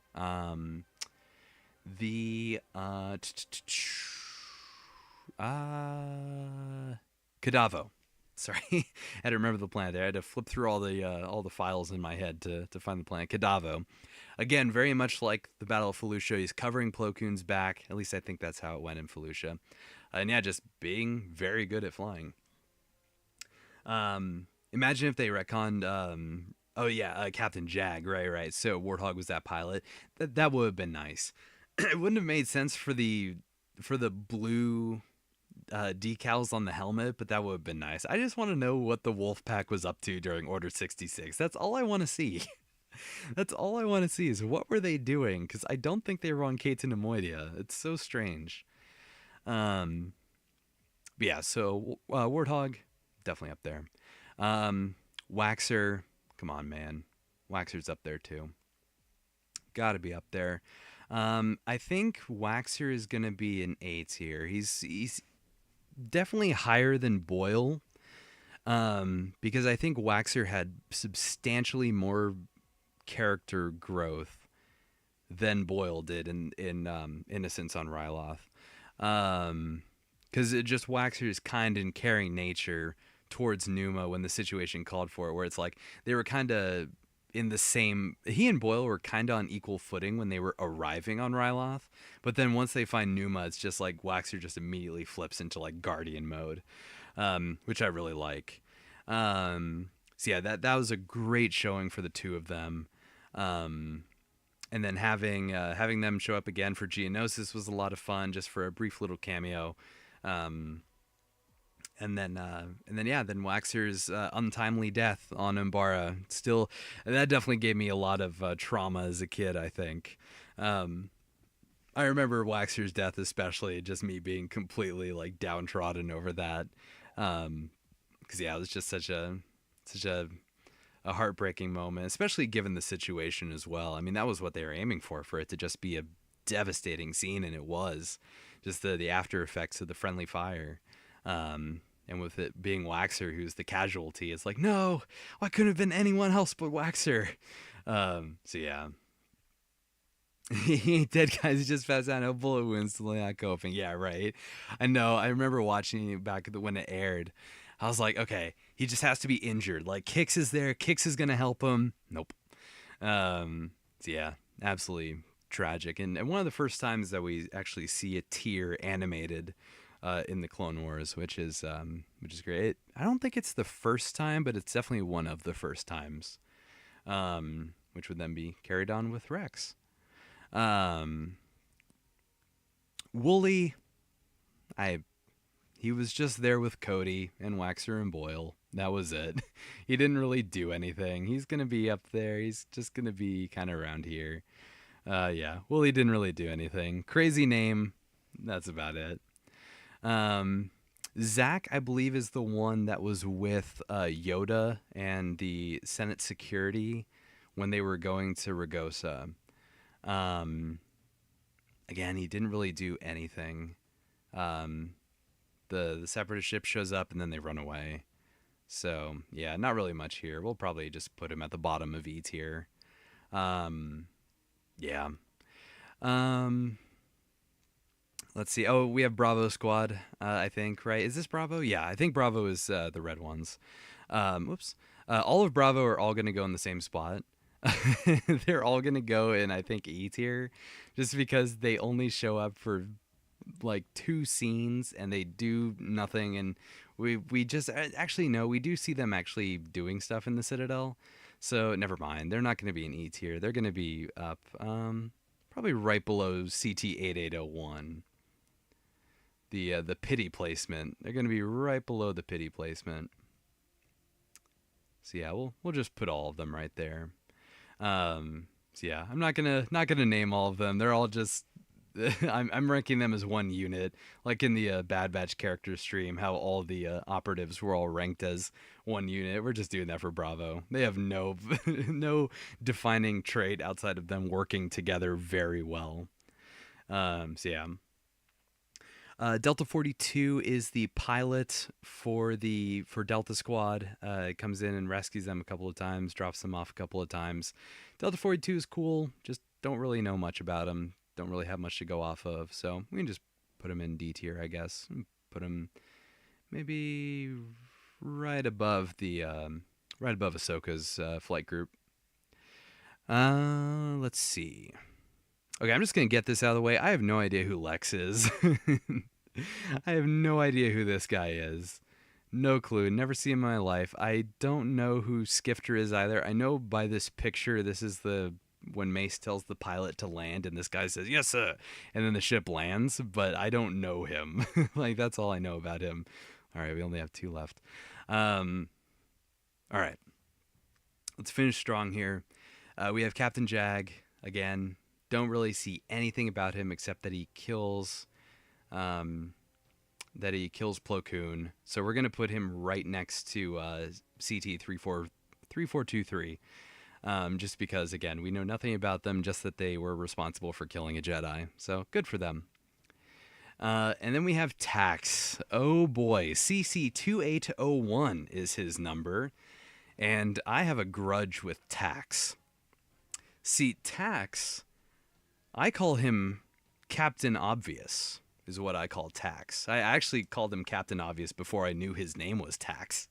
Tax, for those who don't know, is your advisor in the Battlefront 2 EA Battlefront 2 multiplayer. He's your guy that's giving you the orders. He's your narrator, if you will. Um, I call Tax Captain Obvious because I do not appreciate his commentary in the game. Is that Sector is Clear clone? I don't know. I think it's the same model, but I don't know if it's the same guy. Because I know it's a blank clone that has the rangefinder or the binocs, but I don't know if it's the same guy. Because assuming that he was killed by Darth Maul, I don't know. Um, but yeah, Tax. I can't think of very many lines right now except for one. It's during Supremacy, Capital Supremacy, as it used to be called. And when you playing the Republic and you get to fly aboard the Dreadnought, and he goes, "It's time for mayhem and destruction on the Dreadnought," and I'm like, "Oh boy, Captain Obvious, can you please shut up?" Uh, so I have a bit of a grudge with Captain Obvious, Tax, as you will. um, so Tax, I don't know if Tax is canon, to be honest. I don't know if he is. But I'm going to treat him like he is. Even though I don't think any of the battles in any of Battlefront 2 are canon to speak of.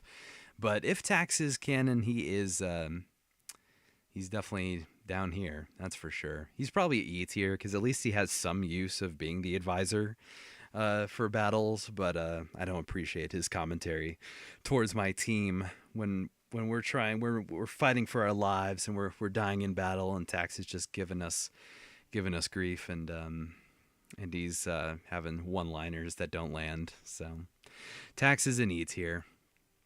It's kind of crazy that his name is Tax. Like, I don't understand why his name is Tax.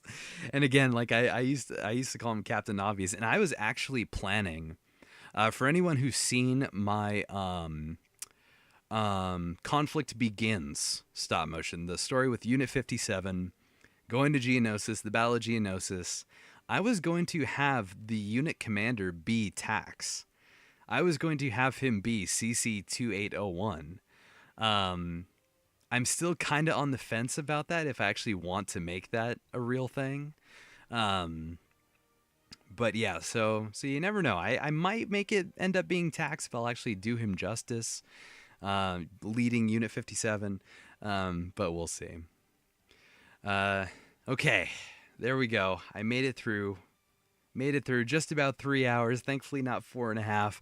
I'm glad I ranked all the Bad Batch characters that I'd already done in the last stream beforehand. But let's go over it. I'm going to take one quick drink of water, and then I'll go over it, and then we will wrap up.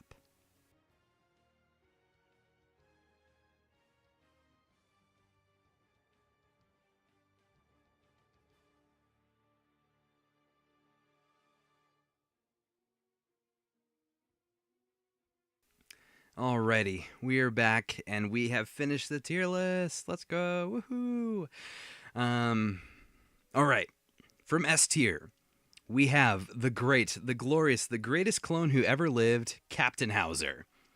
We have Crosshair. We have Rex, Boba Fett, Omega, Hunter, Cody, Fives, Advisor, CC01-425, Tech, Mayday, Boss, Sev, and 99. Then in the A tier, we have Echo. We have Wrecker, Emery, Jesse, Fordo, Bly, Wolf, Thorn, Scorch, CX2, Gregor, Kix, Heavy, Hardcase, Pawns, Slip, Fixer, Waxer, Nova, and Vaughn. And then for the B tier, we have Oddball, Hawk, Warthog, Cut LaQuain, Captain Wilco, Tup, Dogma, Boyle, Switch, Kano, Boomer, Apo, Captain Keeley, Fireball, Nemec, Captain Gray, or Commander Gray, whichever one you prefer, Commander Jet, or Captain Jet, whichever one you prefer, Sinker, Comet, Boost, Bakara, CX1, Clone X, who I actually call CX0, but whatever, Commander Gree, Commander Colt, Stone, Thyre, Denal, or Denal, whatever you want to call him, Jack, Reese, Razor, and Stack. It's for the B tier. We really going full in with Emery higher than Fordo? Absolutely, man. She has some great character development. Like I said for Fordo, if Fordo was actually a character instead of just a highlight piece, then he would be higher. Fordo would be an S tier. Same with Thorn. If they were actually characters, then they would be higher. But no, Emery absolutely has so much more development than him.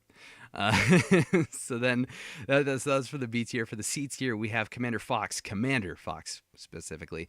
We have Slick, the rookie or just rookie, Commander Doom, Matchstick, Axe, Commander Blackout, CX3, CX5, Clone X. I don't know why they call this guy Clone X. Just call him CX6.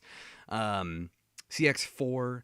To be fair, Identity Crisis was a peak episode. It absolutely was. And then, yeah, Emery's helping out Echo at the end of Season 3 is absolutely amazing. Then we have Commander Monk, Broadside, Commander Neo, or Neo, whichever one you prefer. 09er, Chopper, Buzz, Cade, Spark, Cut Up, Scythe, and Gus. That is all for the C tier. And then for the D tier, we have Commander Phil, Trap, Pulsar, Edge, Havoc, Ox. I almost said DX. Let's see Edge and DX. Just thinking wrestling. Sketch, Delta 42, Tucker, Slammer, Kickback, Swoop, CT8801, which again, I can't stress this enough. CT8801 is a pity placement. He would be in the F tier, but just because of his tragic comedy of errors, that he had to go in D tier. I can't believe my goat CTA508 is lower than Fox, lower than both Foxes, right? Yeah. Well, that's here for you, but I think they're going to come and commit a Fordo maneuver on you. No, please, no, don't last stand on me. Yeah, we have CT881, and then instead of just naming all these guys, we have Bravo Squad. We have Draw, Jester, Punch, Jax, 1151, Hotshot, Whiplash, Cries, Droid Bait, CT3278, Jag, CT3423, Angle, Lock, Captain Lock. And that was for the D tier. And then for E tier, we have Tax, Sergeant Hound, Ridge, Wooly, ARC Trooper Havoc, not to be confused with Tango Company Havoc, Gaji or Goji, whichever you prefer. Fox, not Commander Fox, just Fox. Flak, Samson, Korik, Contrail, Crasher, Stu, Blitz, CT327, CT1477, Hex and Veach, Mac, and Zach. Mac and Zach. I just realized I have Mac and Zach next to each other. That's awesome. That was for the E tier. And then for the F tier, the bottom of the barrel. Well, not quite the bottom of the barrel. We're getting there. We have Trapper, Commander Trauma, Mixer and Red Eye, CT8508, the GOAT, Cosmos, Gear Shift, Weiler, Bell and Niner, Rod, Tag, Killer, Steck, Cameron Flash and Lucky, Hawkeye, Longshot and Charger, CT43-002, Sterling, Oz, Ringo, Hammer, Coho, Nub, and the absolute bottom of the barrel, the worst clone of all time is Greer. And then for the don't know tier, we have Abel, Barlix, Gale, Bar, Devis, Flyby, Silver, Lex, and Skifter. Again, no clue who Lex is. Actually, no idea. Like, I kind of have an idea with all the rest of these guys. No clue who Lex is. I've heard it all. Personally trained by Django. Denied a Medal of Valor when he was the only one given to it. None of which is in Clone Wars 03 itself. Yeah, that's right, because he gave the medal to this guy who is the only clone to die on Munilance as a part of Fordo's group. So that is why he's in F tier, is because he died so swiftly and so nothing-like. But yeah, there we have it, ladies and gentlemen.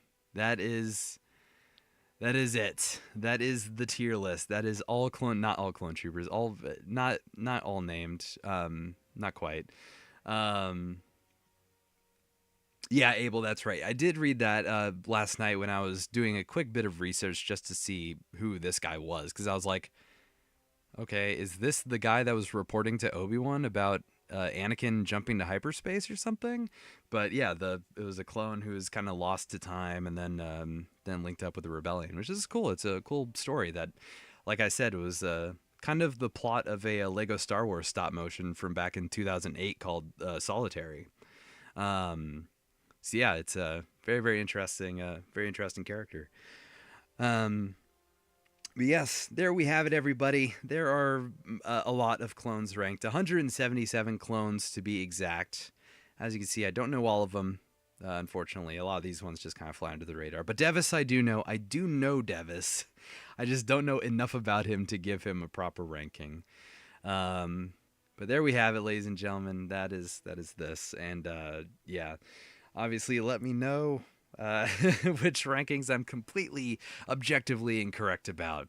Obviously, Fixer should be an S tier because of what he did in this book and all that. I hope to have comments like that because I want to keep the discussion going. I love talking about stuff like this. I love talking about clones and well, more than just clones. I love just talking about Star Wars in general, but talking about like these clones. Like I went on a whole tirade about Tup, like about if he got a promotion in the middle of Umbara and Ringo Vinda. It's like I love talking about that stuff. It's very, very cool.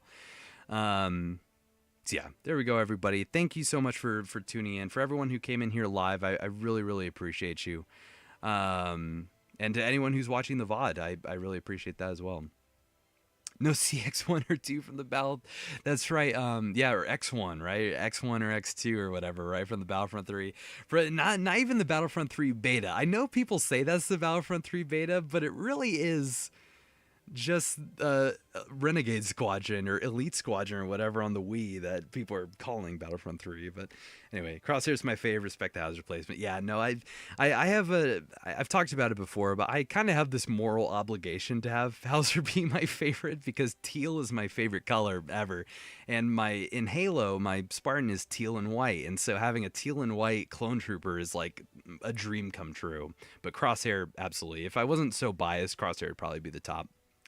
Yes, Reggie, thank you so much for coming in. Pedal, thank you so much for coming in. Everybody, again, everyone who watched this live, I really appreciate you. And was watching the VOD, I really appreciate you. I have stuff for Nightbot. Nightbot is back. Sev is yours, deservedly so. Sev is absolutely amazing. Amazon link. I have an associates link. If you order off of Amazon, I get a commission from it, so it helps me out in a small way. Let's see. Blue Sky. I have Blue Sky because Twitter is a cesspool. Follow me on there. Post on there occasionally if I do updates on stop motions or whatever. Also, I just posted a stop motion earlier today. Transformers film, if you want to check that out. Transformers Vendetta. We have Blue Sky. We have Instagram. I think that's something that I made a link. I don't think I put that at the top of the stream, but I think Instagram is one that. Yes, I do have Instagram. Follow me on there. And then member. If you want to become a member, it's the join button down there. I only have one tier right now. I believe it's about $1. I'm not going to be like the YouTubers that have those tiers and say like, oh yeah, $5 isn't a big deal. I know that's asking a lot. But only if you want to help support the channel in any way. You can become a member. I have a few perks on there, and it's still kind of a work in progress. But yeah, help support the channel in any way if you want to. No. I don't lock anything behind paywalls or anything like that. So it's only just an extra way to help out the channel. I think that's all I have for the commands for now. I'm planning on adding more. I want to get a proper Discord server up and running for people to come in to talk and share stuff about Star Wars, Transformers, Halo, whatever it might be. So yeah, we'll have that at some point in the future as well. But there we have it, everyone. Again, thank you so much for watching. Thank you so much for stopping by. Again, really appreciate your time. It means a lot. And hopefully I'll be back next week with something else. I'm not sure what it will be yet, but of course, keep an eye on the community tab. I always put stuff in there for what the next stream will be. Wherever the next tier list will be. So that's just kind of what I do. I just live stream tier lists. I know we'll get to more stuff down the line. I'm just not quite there yet to be able to be doing other stuff. Not quite there yet to do more gaming streams or anything like that, but we'll get there one day. But anyway, that's it for me, everybody. Once again, thank you so much for stopping in, and I'll see you next time. Take care, everyone. Take care. Stay awesome. Be safe, and I'll see you then. Bye-bye.